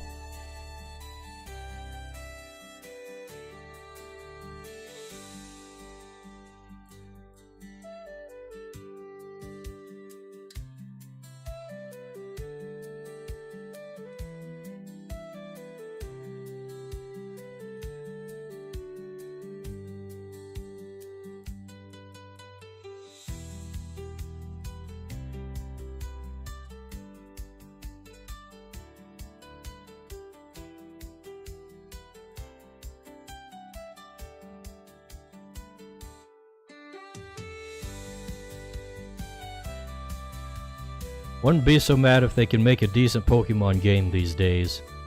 But they have totally lost the plot on what makes Pokemon fun.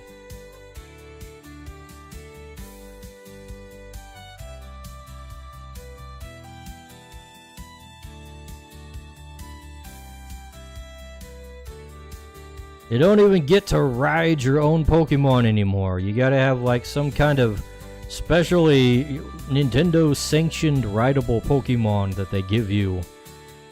That you can only ride that one.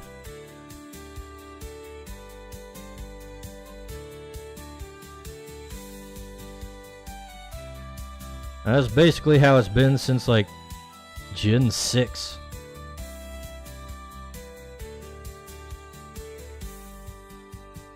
And at first everyone was like, oh, thank God we don't need HMs.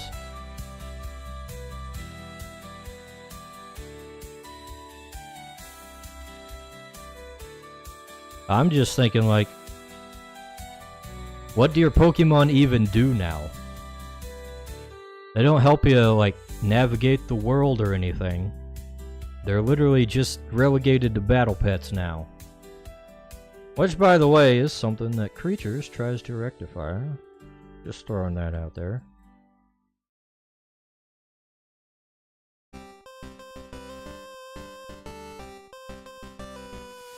Trying to make sure all the creatures have some kind of use that's not just being a battle pet.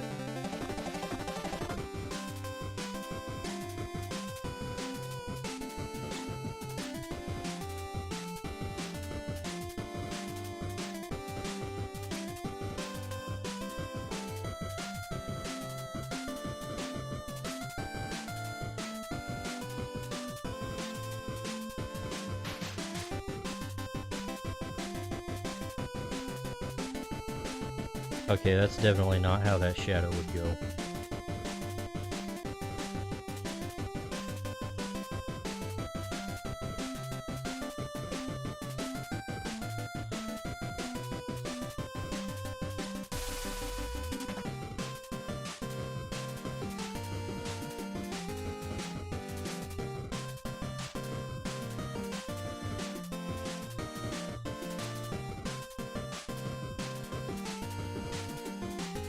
What else do I need to do here? I'm kinda drawing a blank. I'm just kinda drawing aimlessly. Need some more highlights. Gotta finish up the highlights. Let's get this shit on his boot.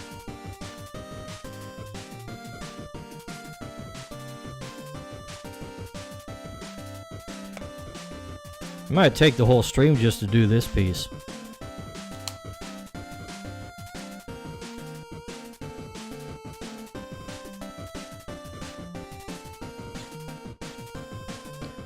Because I think we're basically done with the highlights, but next we gotta soften the edges. Probably won't get too in depth on this just because of how long it's been taking. So I'll give it a pass. Not that.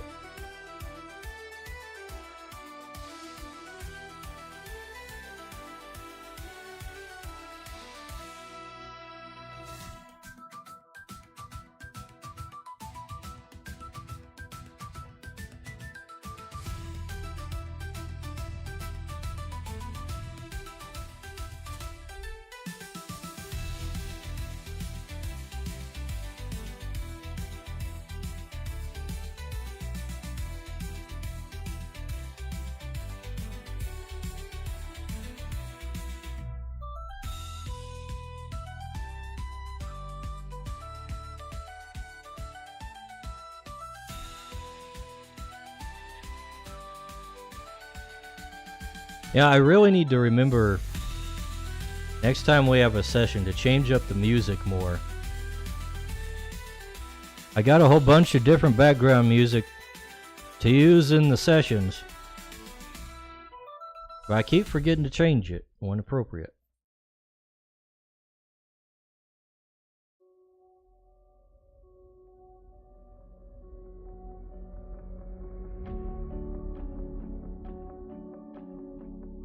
Kinda hard to remember all the shit I gotta do.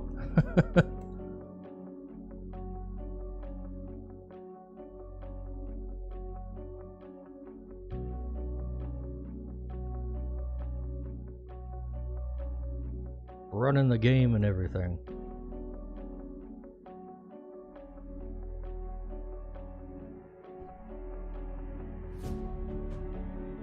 Should probably have you guys, you players, do more of the roles that I do in the background.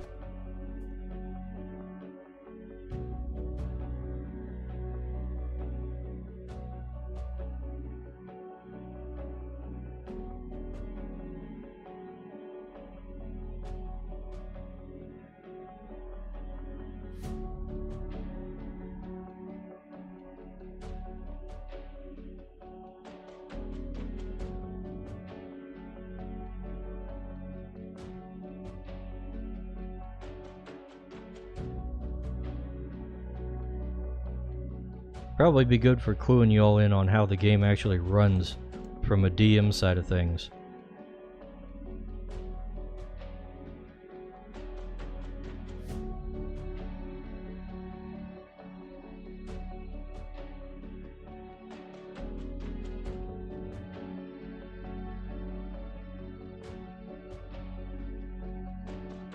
Also, so much for trying to set up the next game early.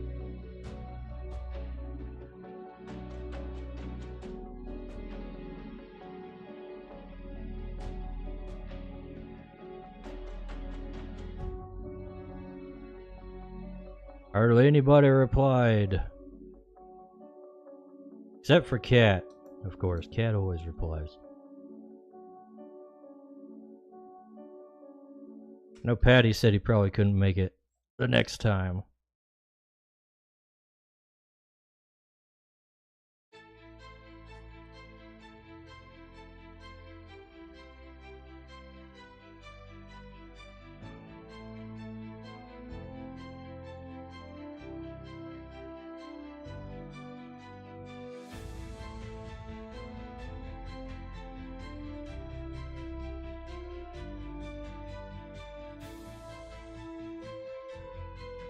Let's see. Anything else I missed on this layer? I think I pretty much got all the edges that need to be softened. Alright. Time for the darks.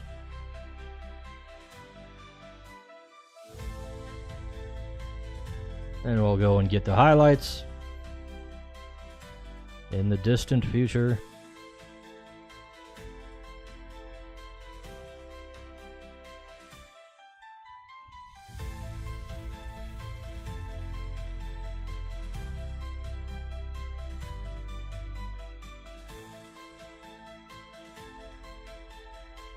You know what, we could probably stand to increase the opacity on the eraser for these.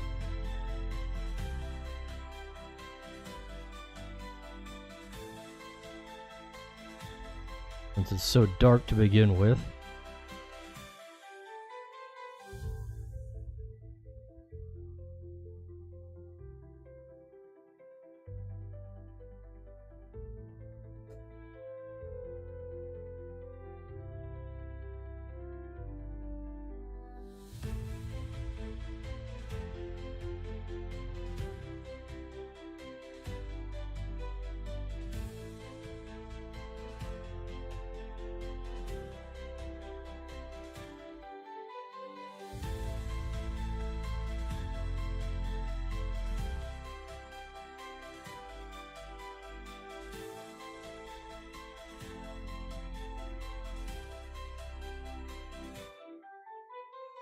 Oops, totally forgot about this section on the other layer.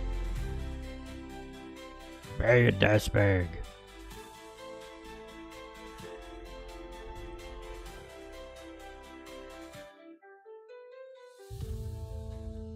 This is always the funnest part of the drawing. I get to go over everything I did and just make slight minor adjustments.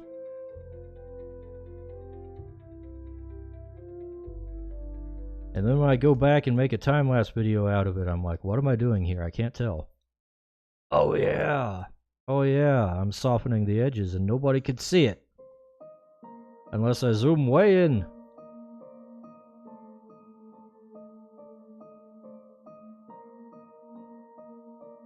And that's where most of my editing time is spent.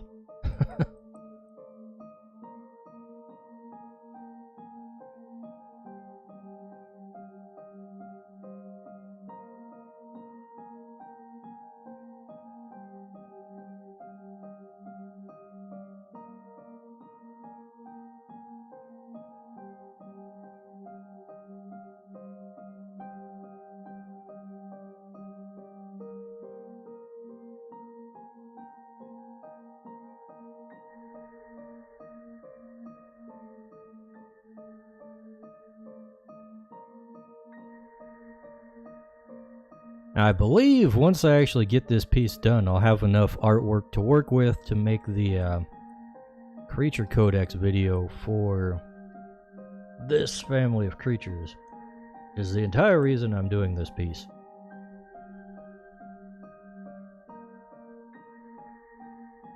Just gotta throw a little animation on it with my AIs. We'll be good to go. I already got a script made up. Just have to record it. Throw it all together. And bam, new Creature Codex video.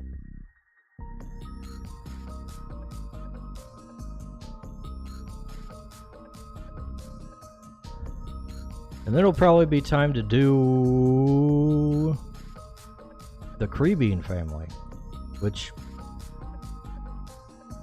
will also need to have the Verdant King in there somewhere, to some extent.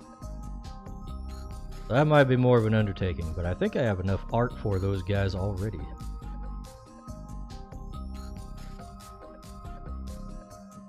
Not sure if I have Creebean specifically in art yet.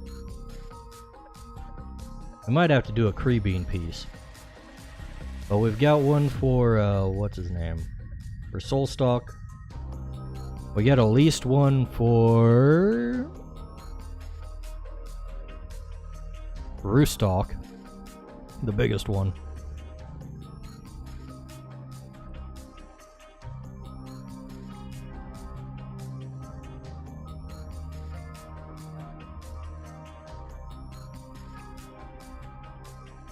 I'll have to go through and check what I've actually done.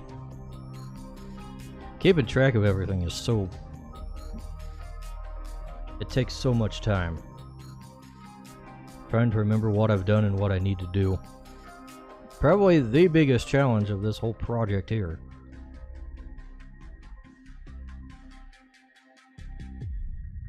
Just keeping everything organized. Between all the Google Docs and all the folders with all the art and the tokens and all the stuff in Roll20.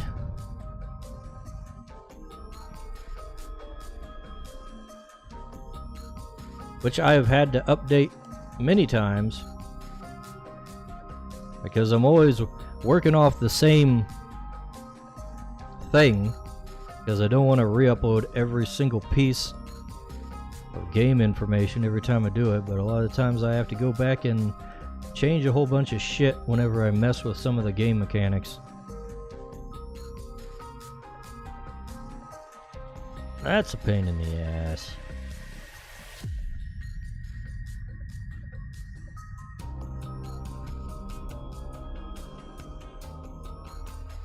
Let's see. Oh yeah, the body.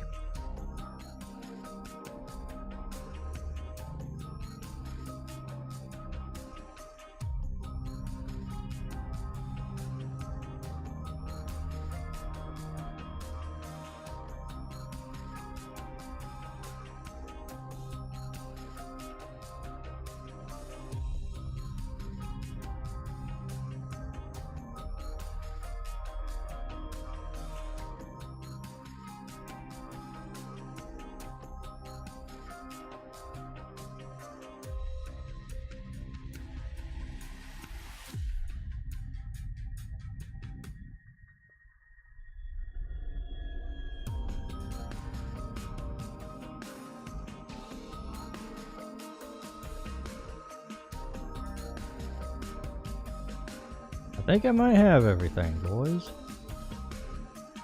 Of course, you can't see any of the highlights in this guy's hair. We might have a technique to make that more meaningful. Let's see. Let's make this low opacity on the multiply layer. Just go. Whoops. Yeah, that still doesn't show up very well. Let's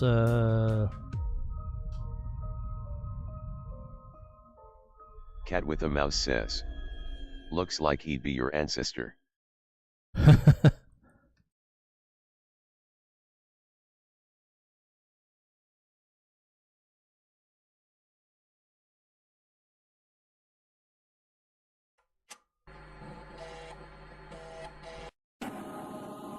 I actually noticed that this guy has a little bit too much of a resemblance to the Duke.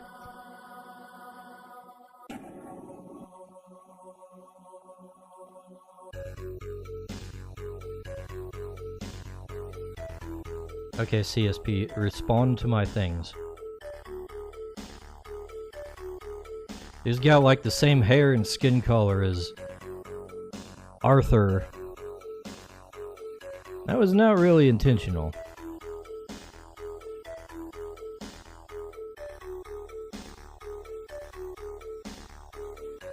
Alright, that makes it show up a little better. Doesn't really need to extend all the way into the shadows though.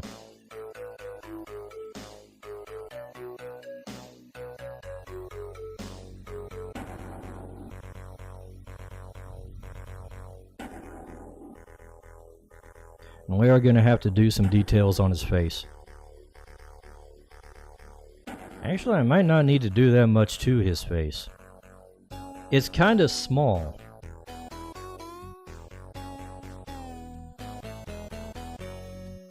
Can probably, if Cat with CSP the mouse will says, react. Looking at Arthur right now. He's got a literal bigger cranium and more for it.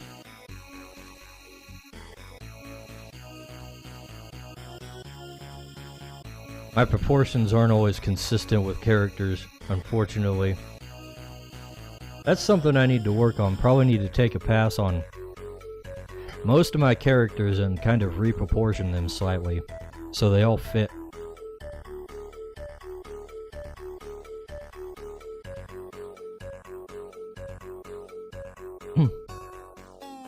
Let's see, what does this guy look like? I need to bring up his reference.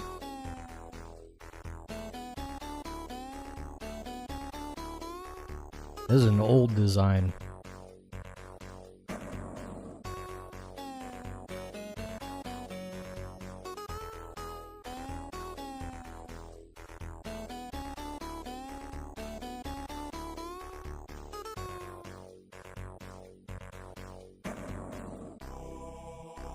Okay, so he has very small pupils.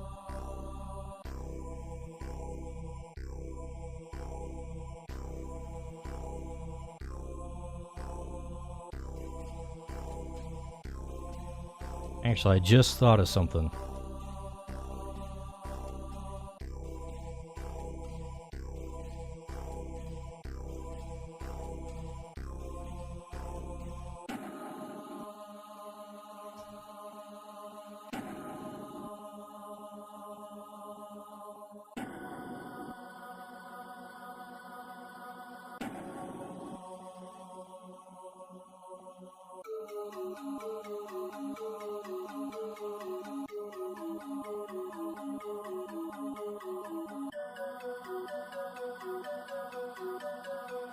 There it is.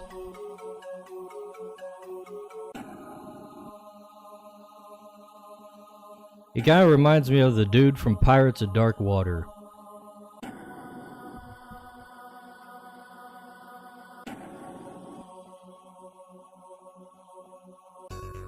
Got a little bit of a similar look.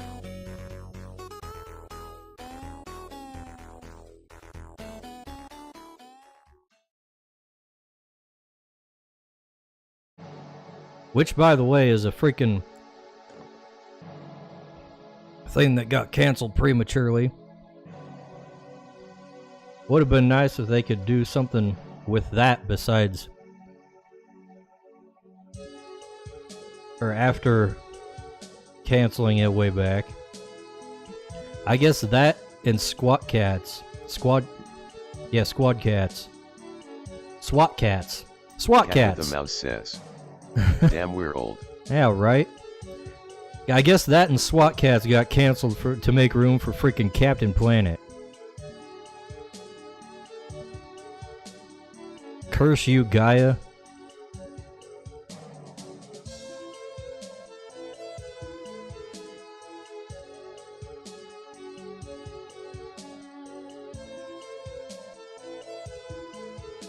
I'm gonna go throw trash in the river just for that.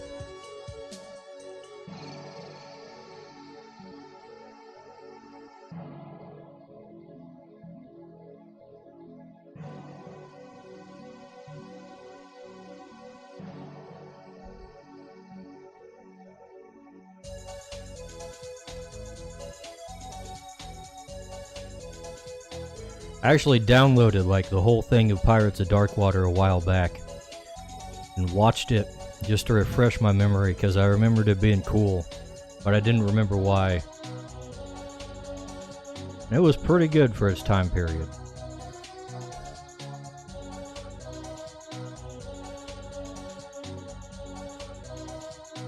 Had a real oddball world though. I guess they had this thing going on at that time in the 90s where they didn't want to put guns in anything. Because they didn't have guns in there, but they had some things that were kind of like guns, but they weren't really guns. They had these weapons where it was like... I'll draw it real quick. They had like a bottle with like some kind of lizard thing inside of it. Or something like that. Let's see if I can find a picture.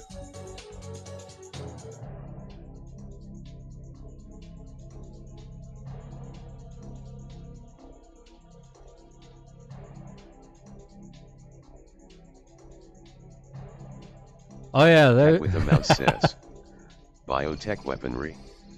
Creative way around the sensors. Yeah, here's one. Somebody's pointing one at Ioz. It was literally just like a lizard in a glass bottle that when you squeeze the trigger, it squeezed the lizard and then shot out like poison knockout gas. And that was their weapons. That was their guns.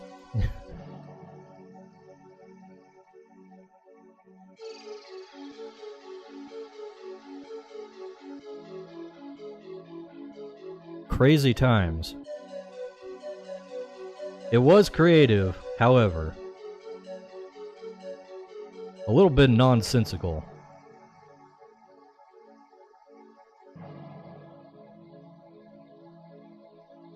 I do like to credit a lot of the media that I grew up with some of my ability to engage in weirdness in my settings, so that probably had an effect.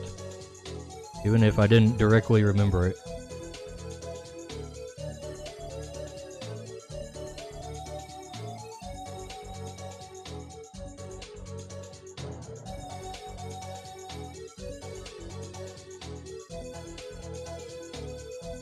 I don't think there's much else I can do on... Oh, right. I was going to put some highlights on this guy's eyes before I started drawing lizards in bottles.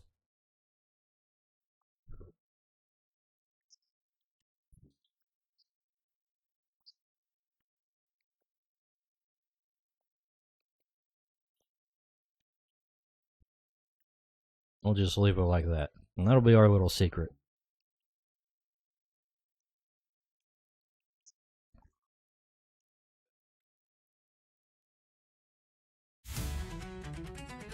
Now let's see. I'm gonna have to put all this line art in a folder. Because I hate deleting things before I'm 100% sure I don't want to mess with it anymore. And let's see, let's go slightly purplish red, very dark. Alright. They actually don't look bad on like the whole piece. Thought it might not look so good on the metal, but it's alright. Something in here is pissing me off. Every time I zoom out, there's a gap. I see the gap. I must fix the gap.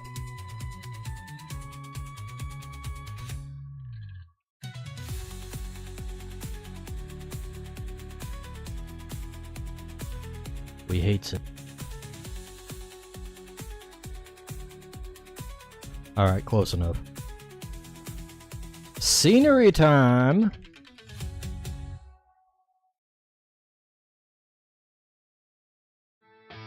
Alright, so Crytures worlds probably wouldn't have like really paved roads all that well. We'll give them like a dirt road.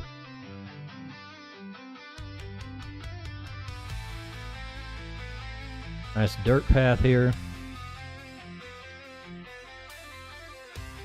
And off to the sides of it, there are going to be all kinds of foliage and wilderness and whatnot. There's probably not a whole lot of maintenance being done on these dirt paths, other than people using them.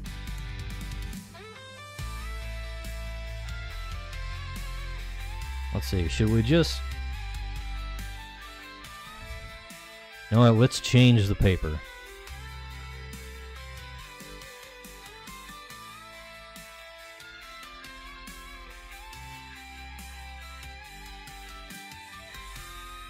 Then we'll like throw in some green back here. More on the dark and the blue side. Cat with the mouse That'll be our says, base. wouldn't the mounds flatten the road out as if it were paved?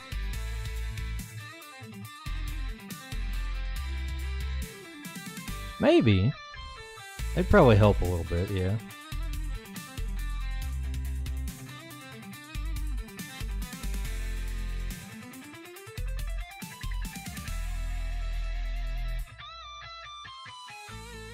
Speaking of mounds, there's something I need to do about this. The highlights are way too bright.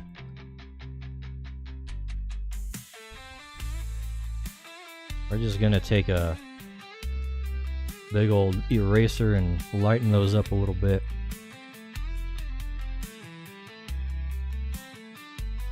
Now let's make a second overlay layer.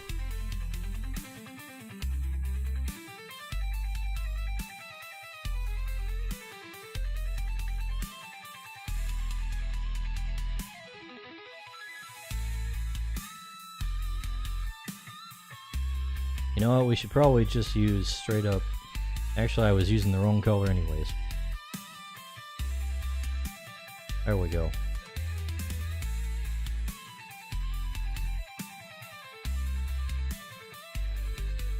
We're gonna add some hairiness to them.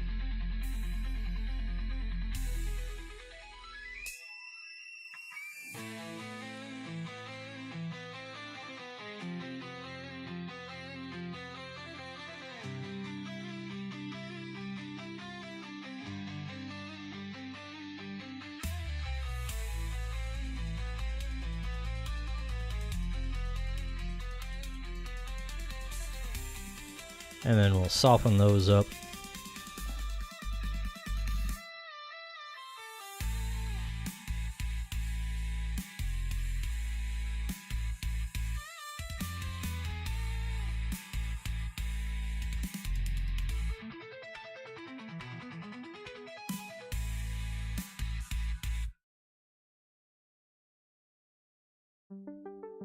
There we go.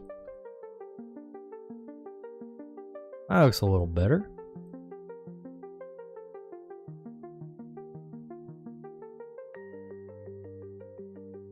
You know what though, let's soften the highlights edges up even more.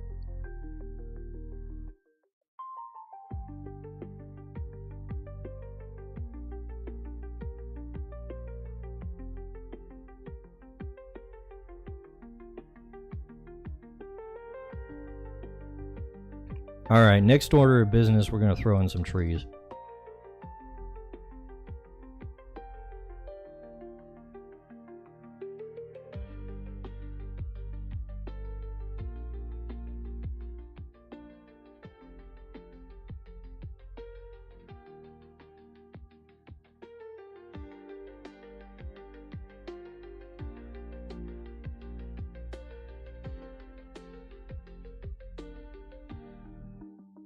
We should probably put this below the...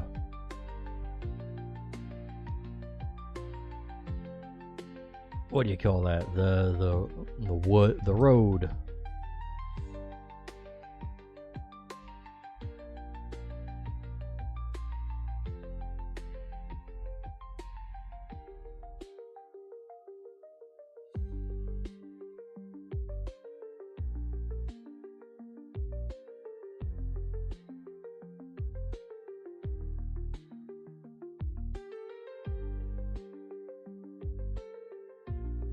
And some smaller ones in the background.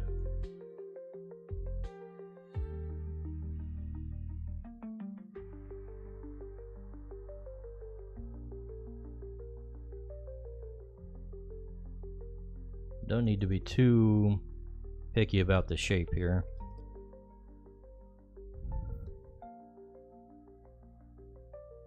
We're going to fill a lot of this in with brush and assorted foliage to go with our happy little trees.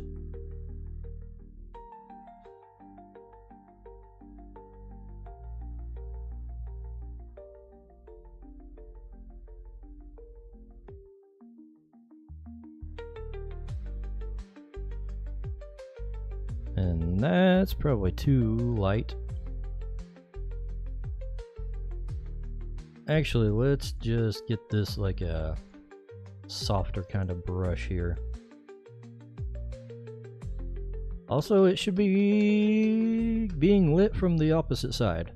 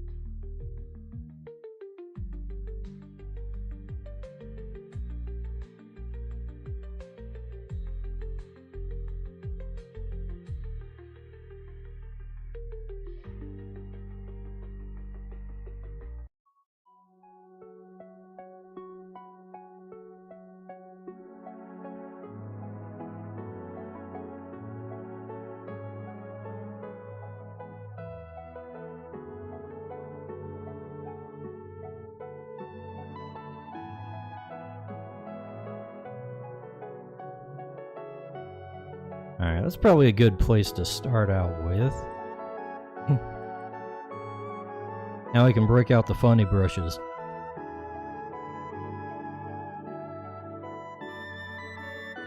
Make the tree leaves a little more saturated than the grass.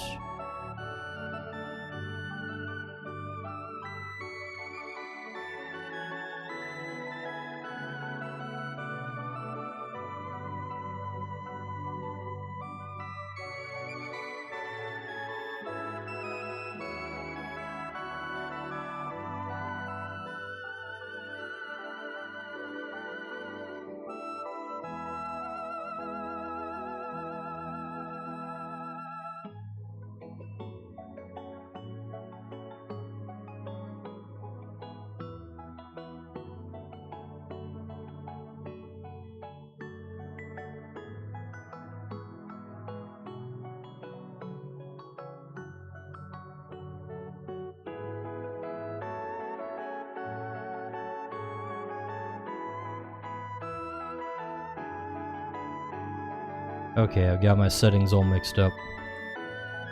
We want pin pressure on opacity,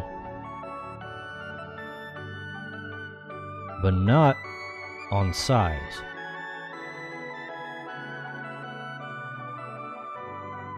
There we go.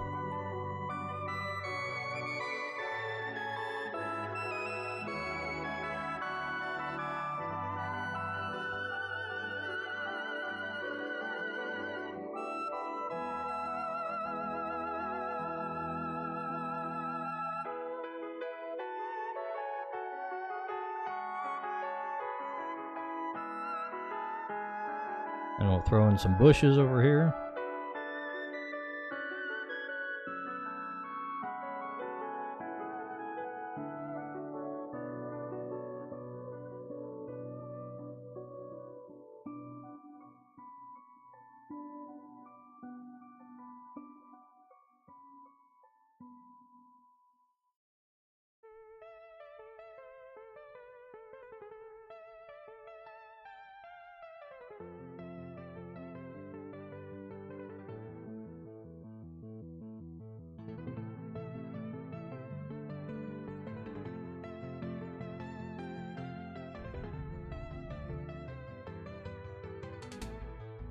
Get rid of some of this overlap.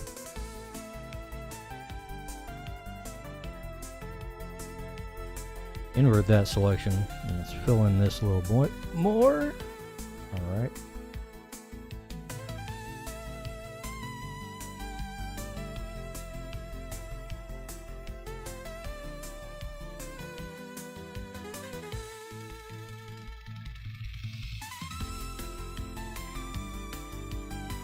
Alright, now we can go and kinda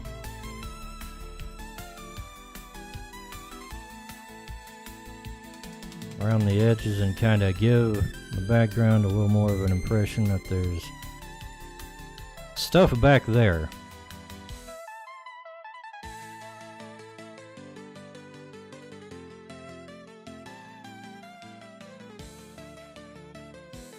And some stuff in the mid-ground here. Actually, we should probably just go ahead and stick with the larger brush.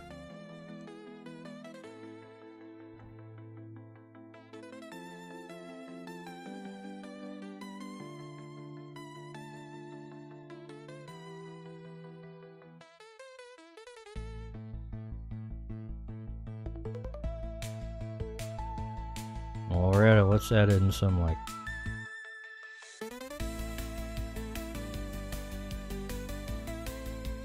some dirt. This ground is usually not just entirely covered by grass.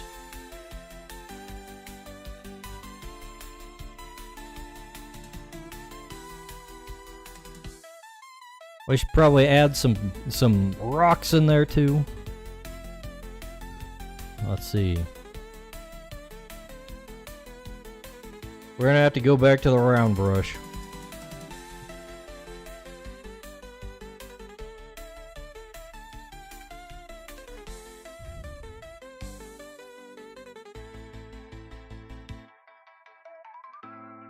Oh, and I need to put that below the other thing.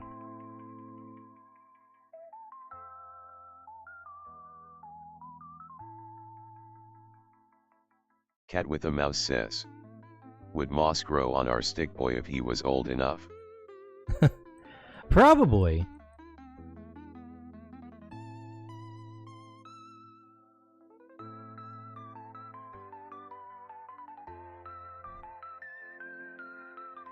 Although I'd like to think his conjurer would clean him up a bit.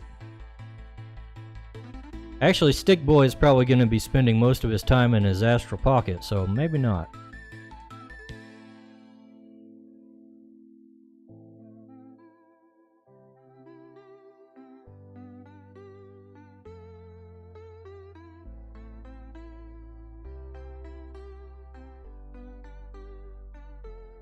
Alright, let's get a little bit of some height here.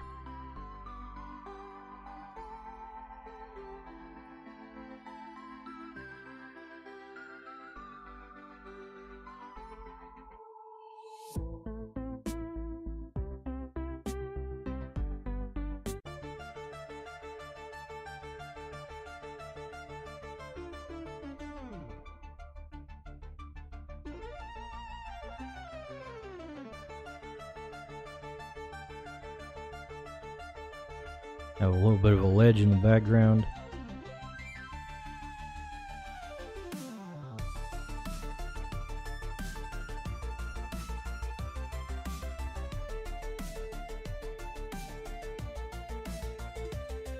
You know what, there's one pet peeve I have. Keeps being violated by certain YouTubers I watch. So when people, instead of saying height, they say height. It's not that hard. It's height with a hard T.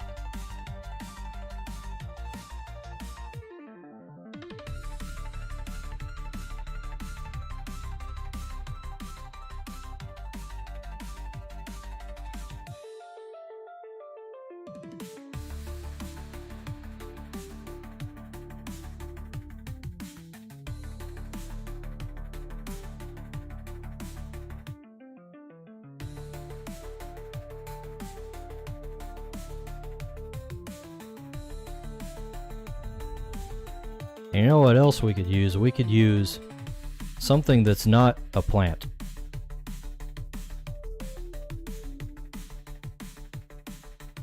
Time to bring out the sub-creatures.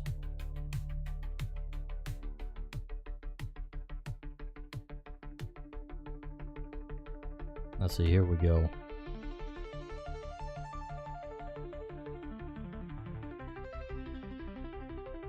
I like this boy here.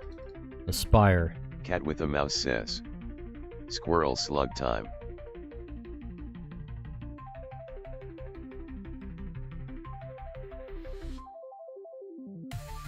We're bringing out the bone plants.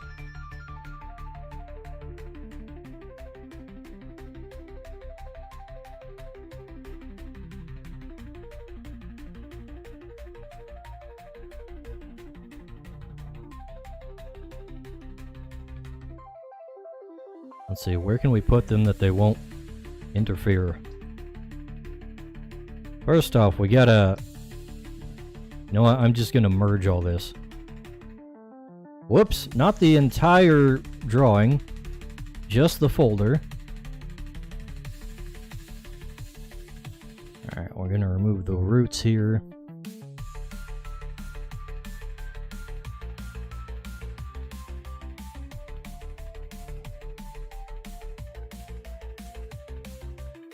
We'll have like a few of these in the background here. We'll have to paint them in because they got actual line art.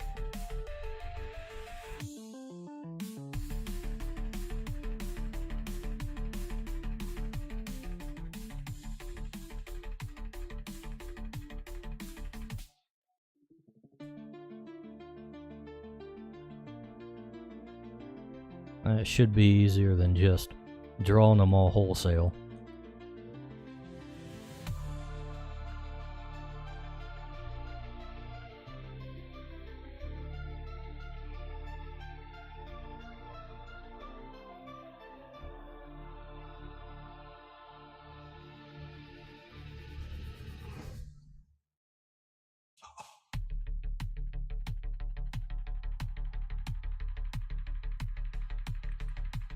Dinsdale Piranha says.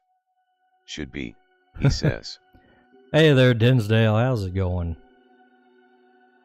Let's see. We're probably going to need to actually... They kind of stand out a little too much.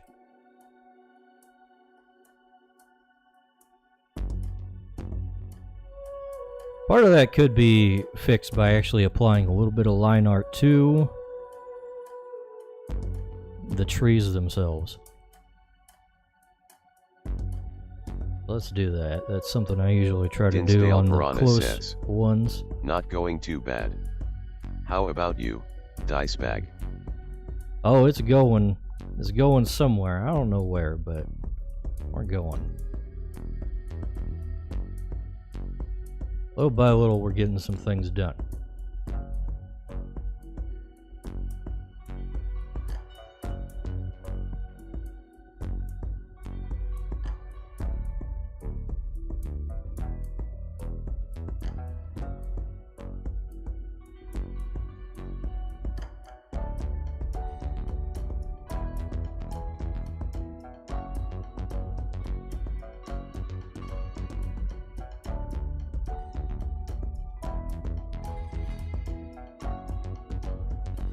There's this one YouTube artist I watched a lot of. Haven't been watching him much recently. Trent Kanuga is his name. He used to work on like Blizzard games like World of Warcraft and shit. I guess he's the guy who also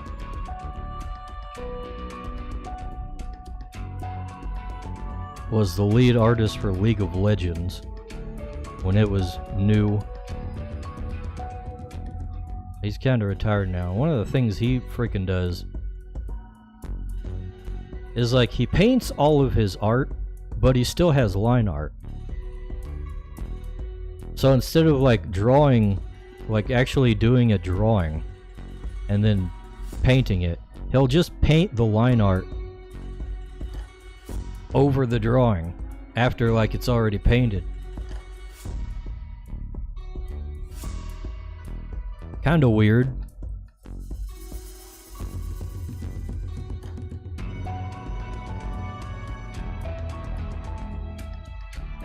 But hey, he's a better artist than me, so whatever.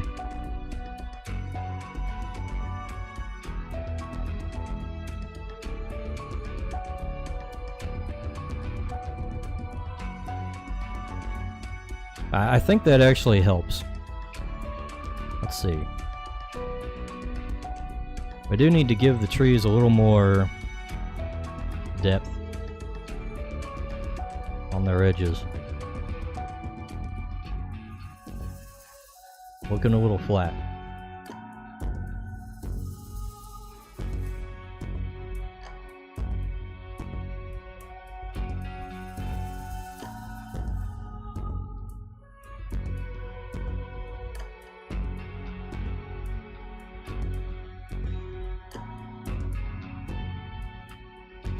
That's a little better.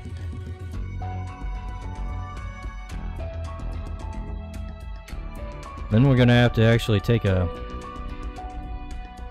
brush to the foliage to put in some shadows and whatnot. So we can't just have it all be in the same color.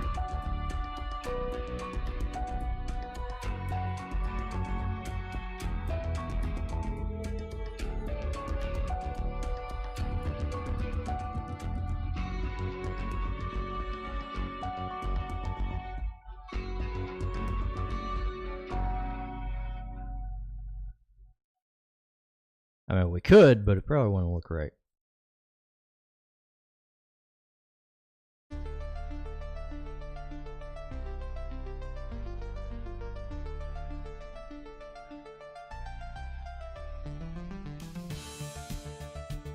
Maybe throw in some highlights there on the edge. You know what? It'd probably look better if I just did the highlights with the round brush.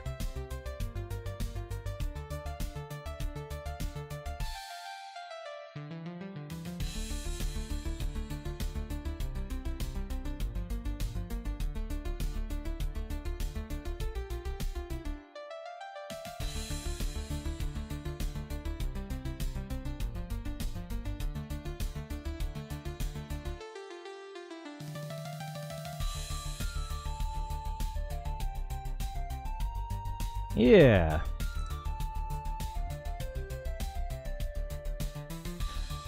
I've definitely been neglecting the path though. We're gonna have to actually put some textures on the ground. And some shadows.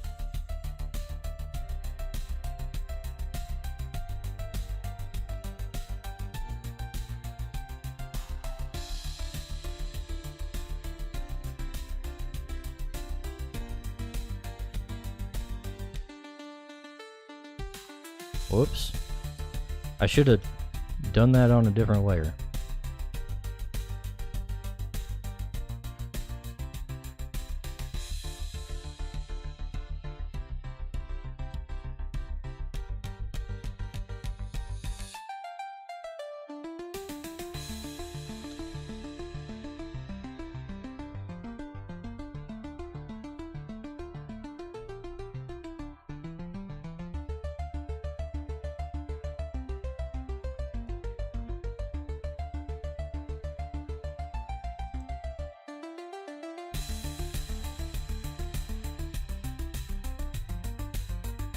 Okay, CSP, do your autosave garbage.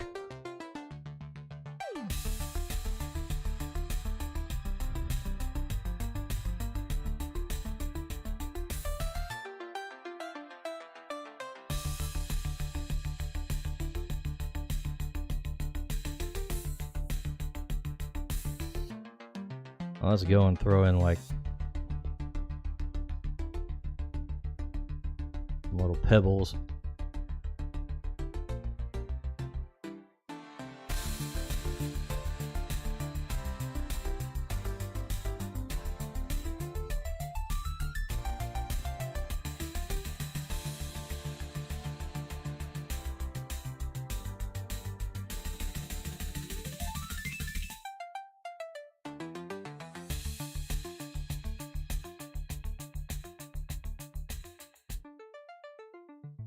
I probably want the foliage to fall over the path a bit too. So let's see. I don't know if we have a good eraser for that.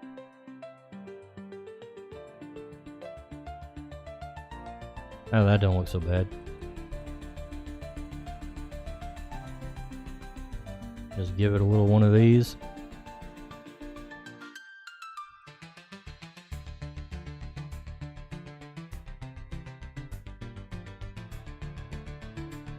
I could probably stand to have more of those bone spire thingamajigs in the background as well. So let's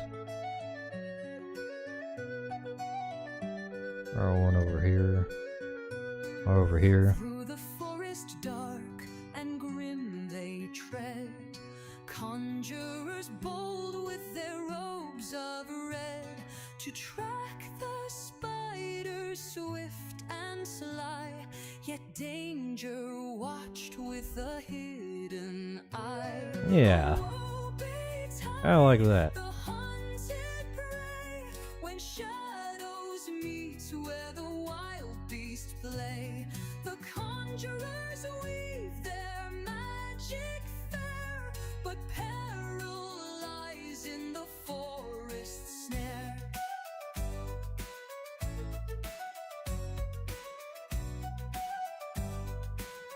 Let's give it another pass A pack of caterpillars on this foliage in the background here, burst through the on the brush skyline. with a savage gleam, their carapace shining Then we'll come in and kind of like nights. The forest echoed with battle cries. paint over that shit to kind of give it a, make it look like When shadows the sun is coming through that direction. the conjurers weave their magic fair, but Since that is where the sun would be coming through. forest snare, spell and claw in a fiery cloud. Probably want to just do this on an entirely separate layer. Flame through the trees did flash. The conjurers stood, their powers ablaze, yet the swarm moved. Just want to add a little bit of depth to the background there. Very subtle.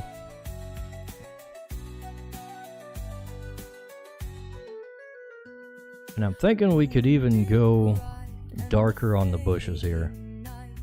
The conjurers knew they'd lost the fight. In retreat they ran through the woodland path, from the rage of the swarm and its caterpillar wrath. Alright.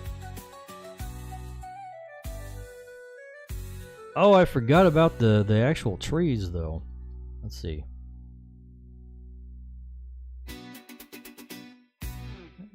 Yeah, the leaves should have depth too.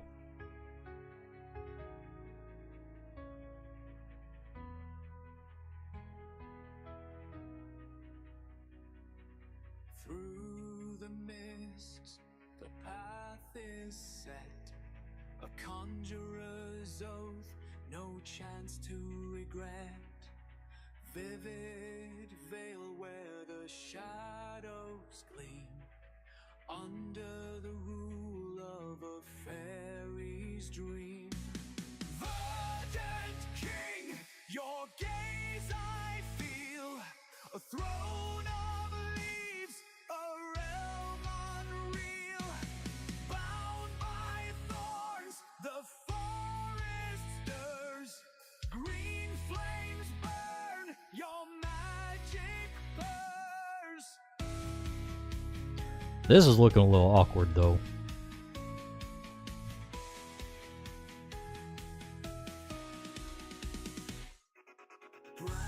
I have to tweak some of this by hand a little bit.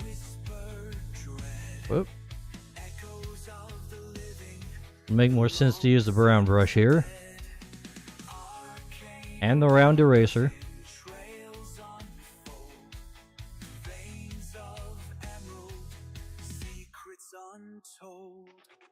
And I'm thinking this tree needs an extra branch out here. Because these leaves just look like they're kind of hanging there in space.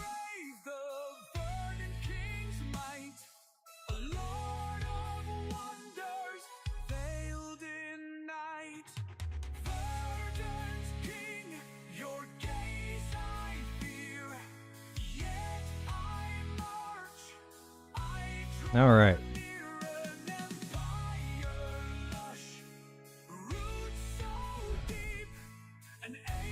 Now the problem we got here is that the background is more vibrant than the foreground.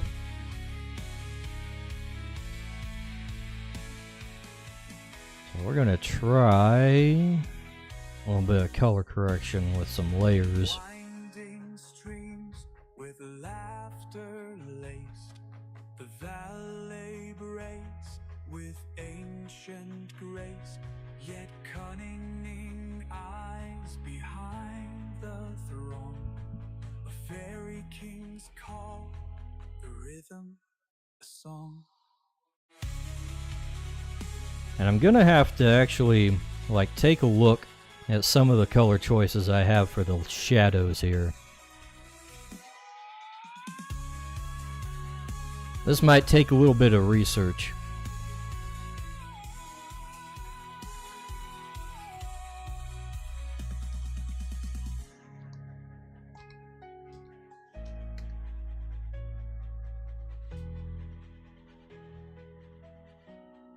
Okay. Coloring metal is an actual metalworking technique, apparently. Painting metal, I'm not talking about painting physically metal. I'm talking about painting it in a painting.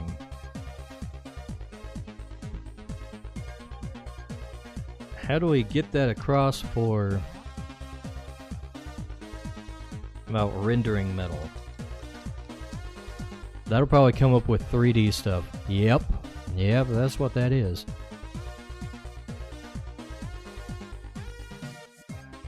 Well, some of this might not be. Okay, that's a little better. Yeah, we're definitely gonna Cat have with the to mouse change says, up the coloring. During downtime, I imagine Ed imitating his Flozy in an effort to understand his new Cryture.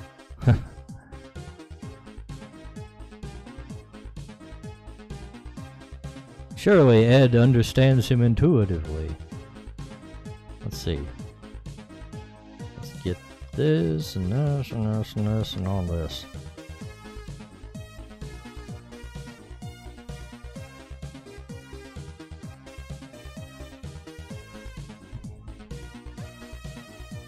Alright, so what we're gonna do, not what I just did by accident. Oh wait, we need this too, and these. I think that's all the metal. We're gonna use a blue. Actually, here's what we're gonna do. We're gonna use tonal correction.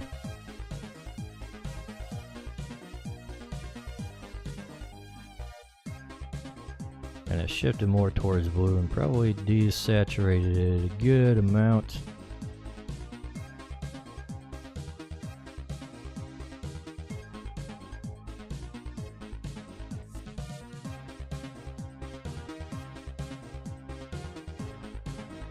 Yeah, that probably works better. In fact, we might want to desaturate most of the shades. Let's see.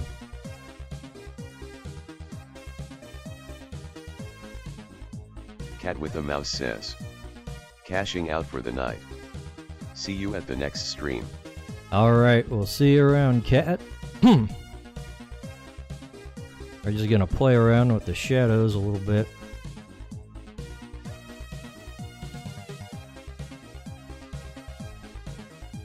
First, before I change the rest of it, I should probably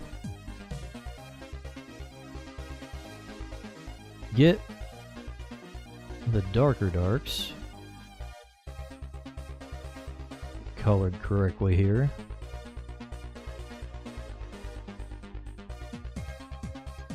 There we go.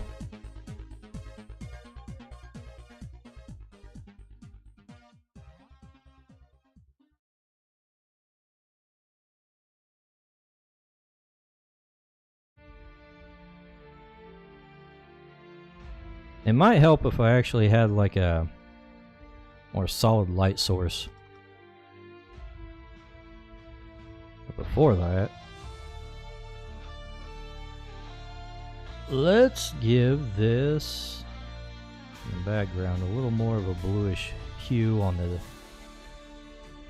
skyline. Through the shadows we tread with care.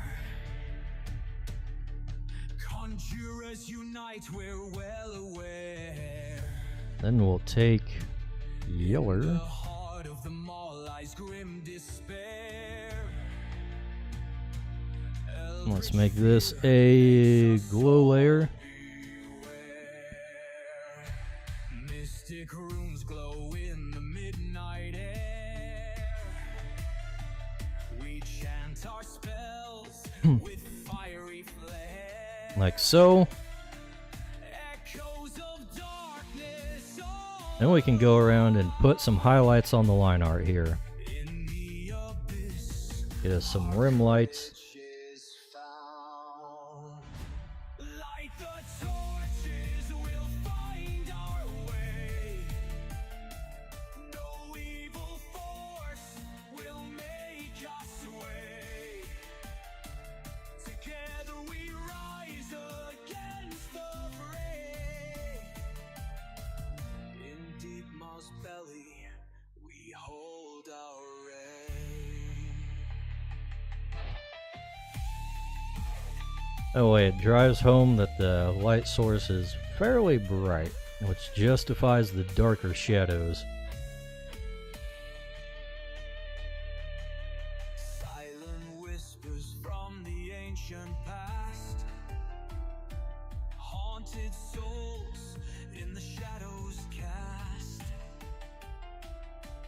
We hold fast to magic unsurpassed. Our sorcery summoned ever fast. Eerie winds howl like banshees cry. Spirits linger and the demons fly. Arcane power in our veins so high. Through the darkness we'll defy.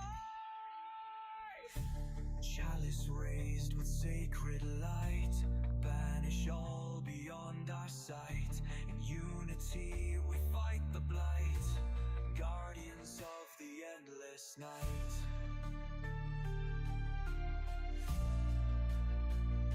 Oh man, there's so many lines.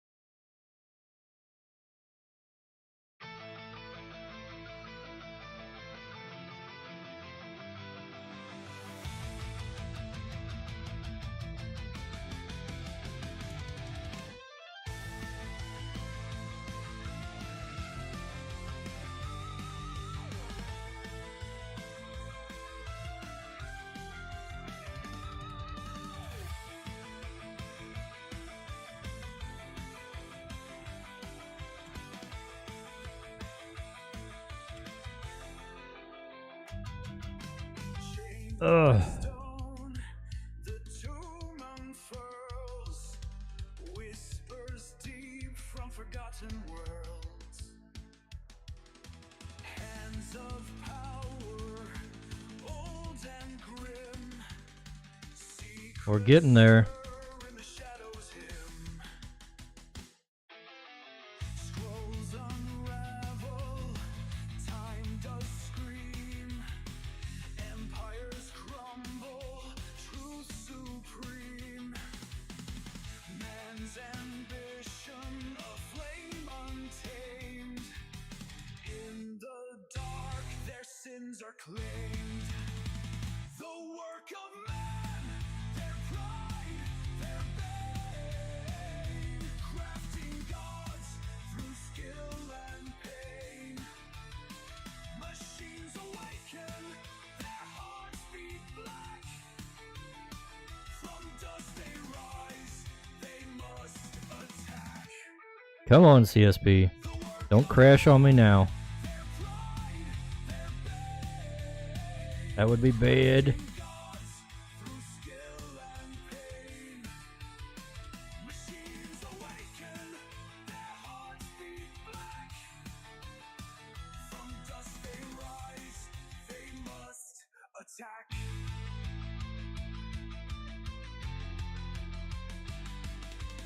Years that groan, the pulse of might. Furnaces blaze in eternal night. Power forged, yet hearts are damned. This ancient curse, the work of man. Blinded by their bold desire, mortals sought to harness fire. But fire Okay, that's definitely making things blend together a little better. shadows spread. Among their marvels none were spared. You can always count on the room lighting. In fact, we might even throw a little bit on in the shadows. Machines awaken, their hearts beat black. From dust they rise, they must attack. Not there. I don't like that.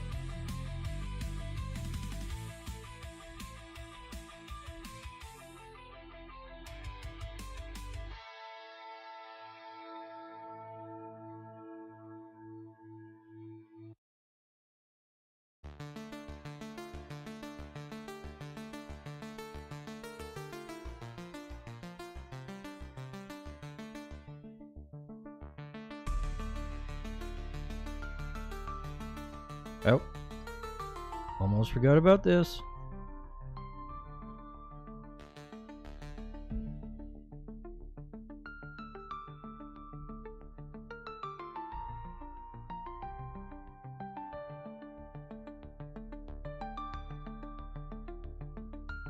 And the wheel. And this thing.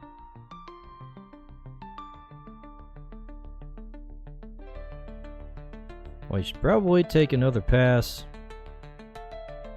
on the line art for the trees as well.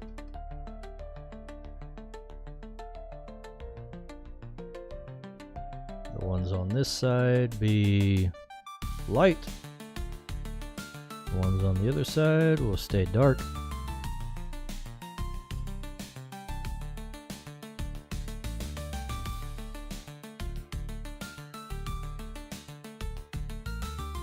Let's see, how about that foliage?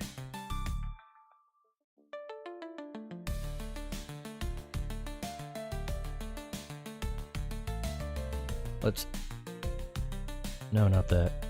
Invert the selection here. I'll just kind of... Whoops. That selection was not very inverted. What's going on?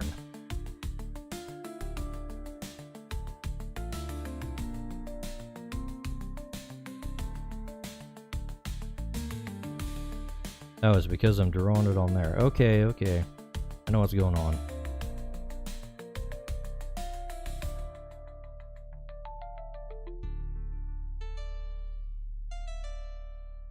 Actually, you know what? Here's what we're going to do. We are going to expand the selected area by 5 pickles. Oh, no, wait. I have to de-invert the selection, then expand the selected area. There we go.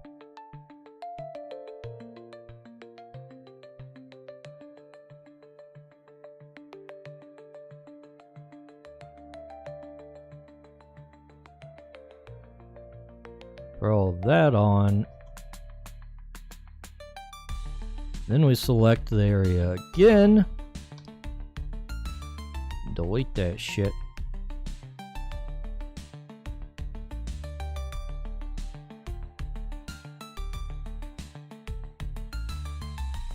Yeah, that might be better just not doing any of that.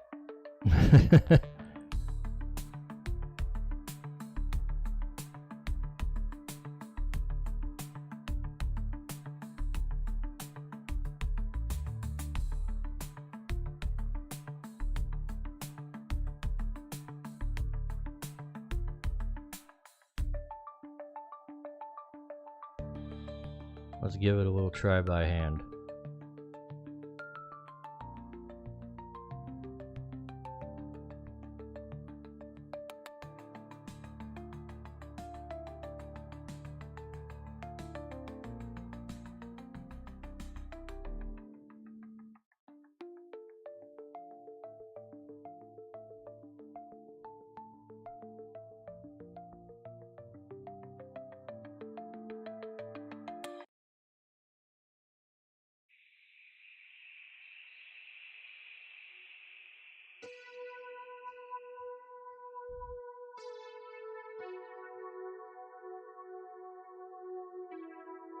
That's a little better.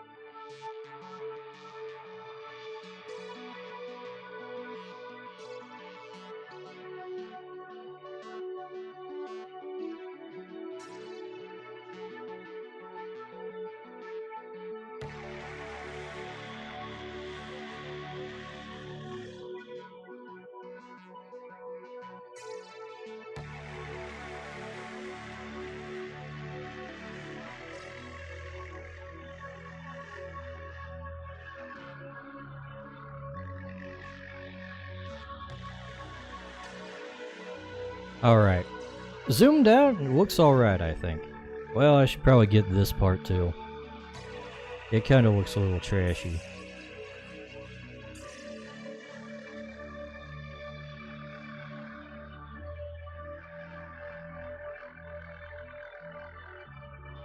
Alright. I do think we need to put a little bit something there in the background to make the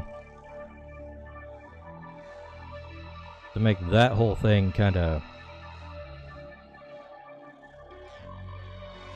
I don't know, less bright? Less bright. Feels like it should be in more shadow.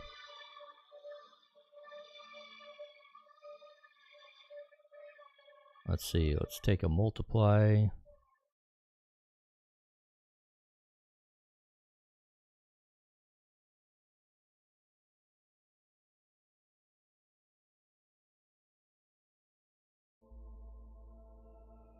Let's put all these layers in a folder, and we'll clip that to it.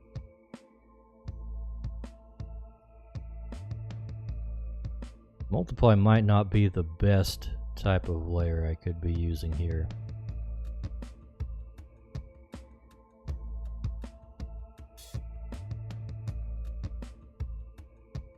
Let's play around with it a little bit.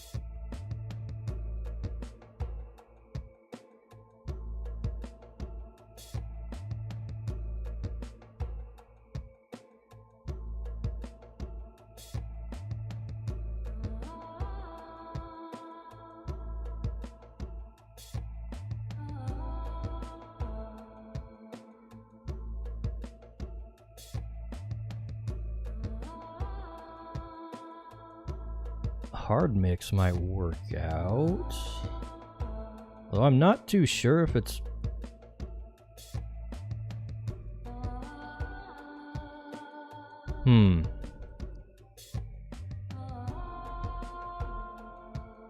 Alright, let's try this. We'll take all the other stuff in the foreground and the midground.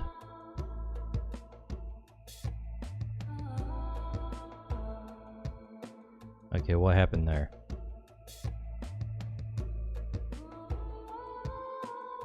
Why did everything kind of change?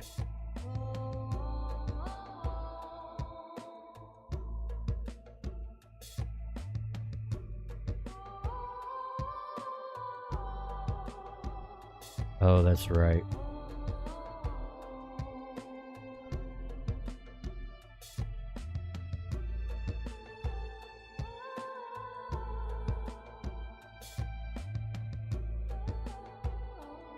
Alright, we'll take just the foreground stuff, I suppose. We'll put that in its own layer, and then we'll clip the sunlight to it. See if that does anything. Not as much as I had hoped. It still don't quite look right. Let's see.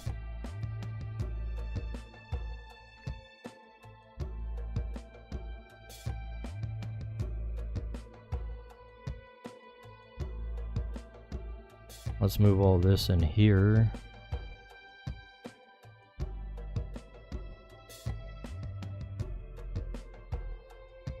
Oh, that don't look so good.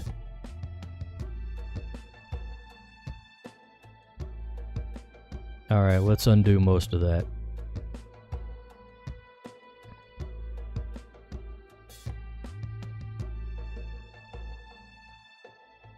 Might just have to reduce the glow layer.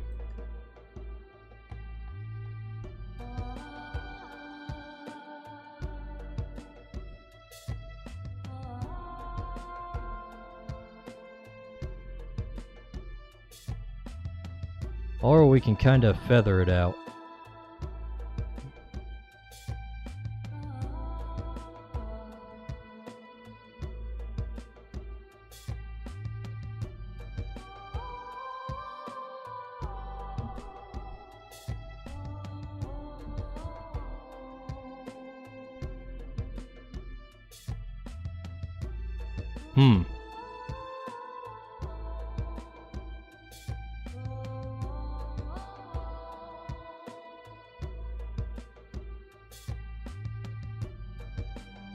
Trying to look at it on my second screen.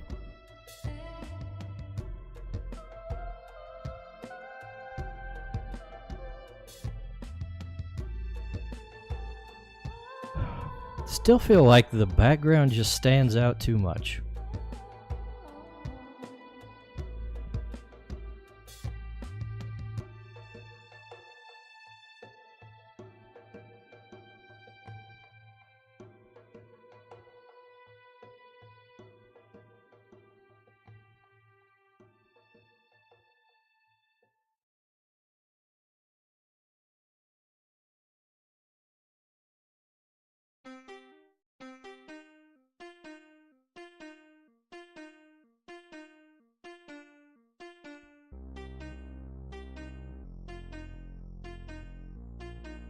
Let's try this.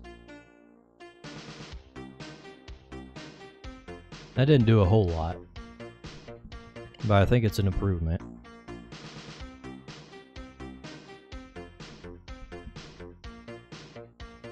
Maybe I should just blur the thing and be done with it.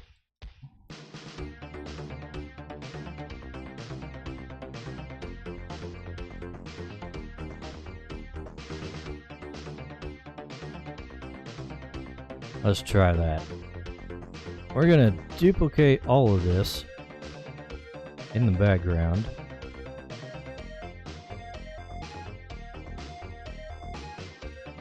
We'll merge these layers. And we'll put some blur on it.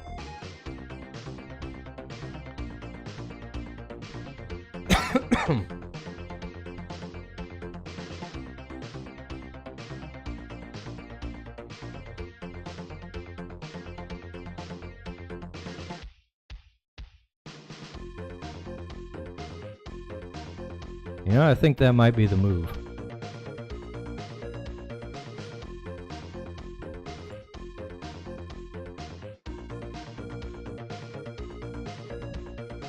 I think that helps out quite a bit, actually. That way, things aren't competing so much with the foreground because it's at a lower detail, even more so than normally. Okay, now what happened to this guy's eye shine?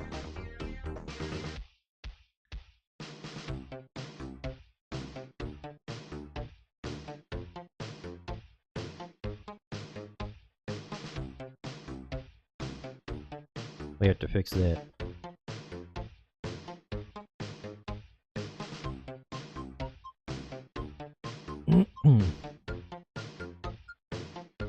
Alright.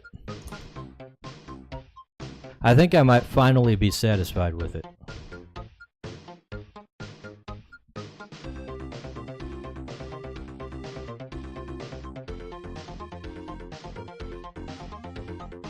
Yeah, I think that might be it. I think we might be ready to call this one done. Alright, let's save it, which I should have been doing a lot more. But I did not. I was getting awfully late. Oh! Small details.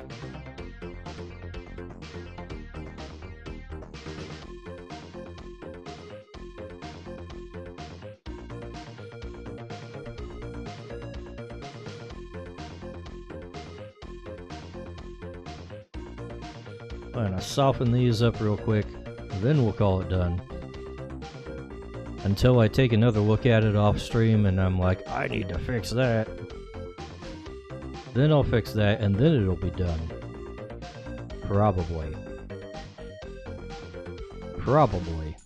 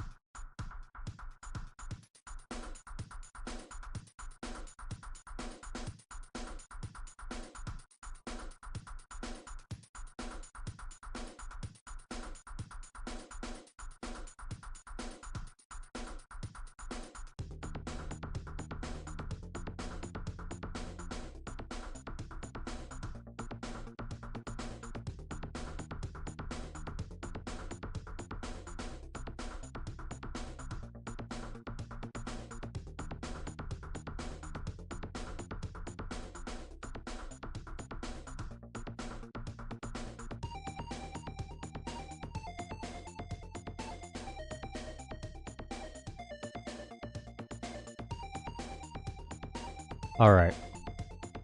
Need to stop screwing with it.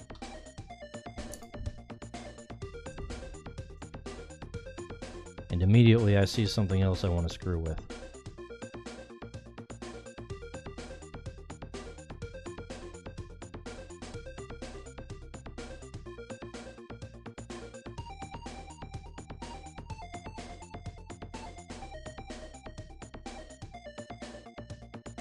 Okay.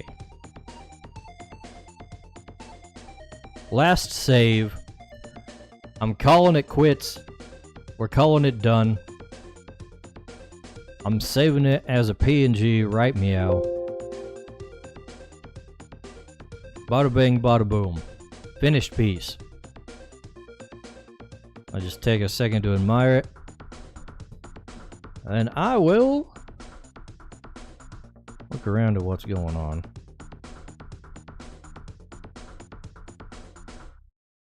I don't think we have enough people hanging out to really do a raid, so we will put on some outro music here.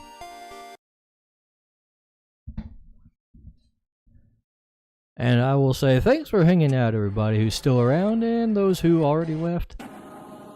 We'll probably be doing another one of these next week. Probably won't be until the week after that before we consider doing another actual playtest session. But yeah. Thanks for coming and hanging out, and don't forget to come again next week. Bye!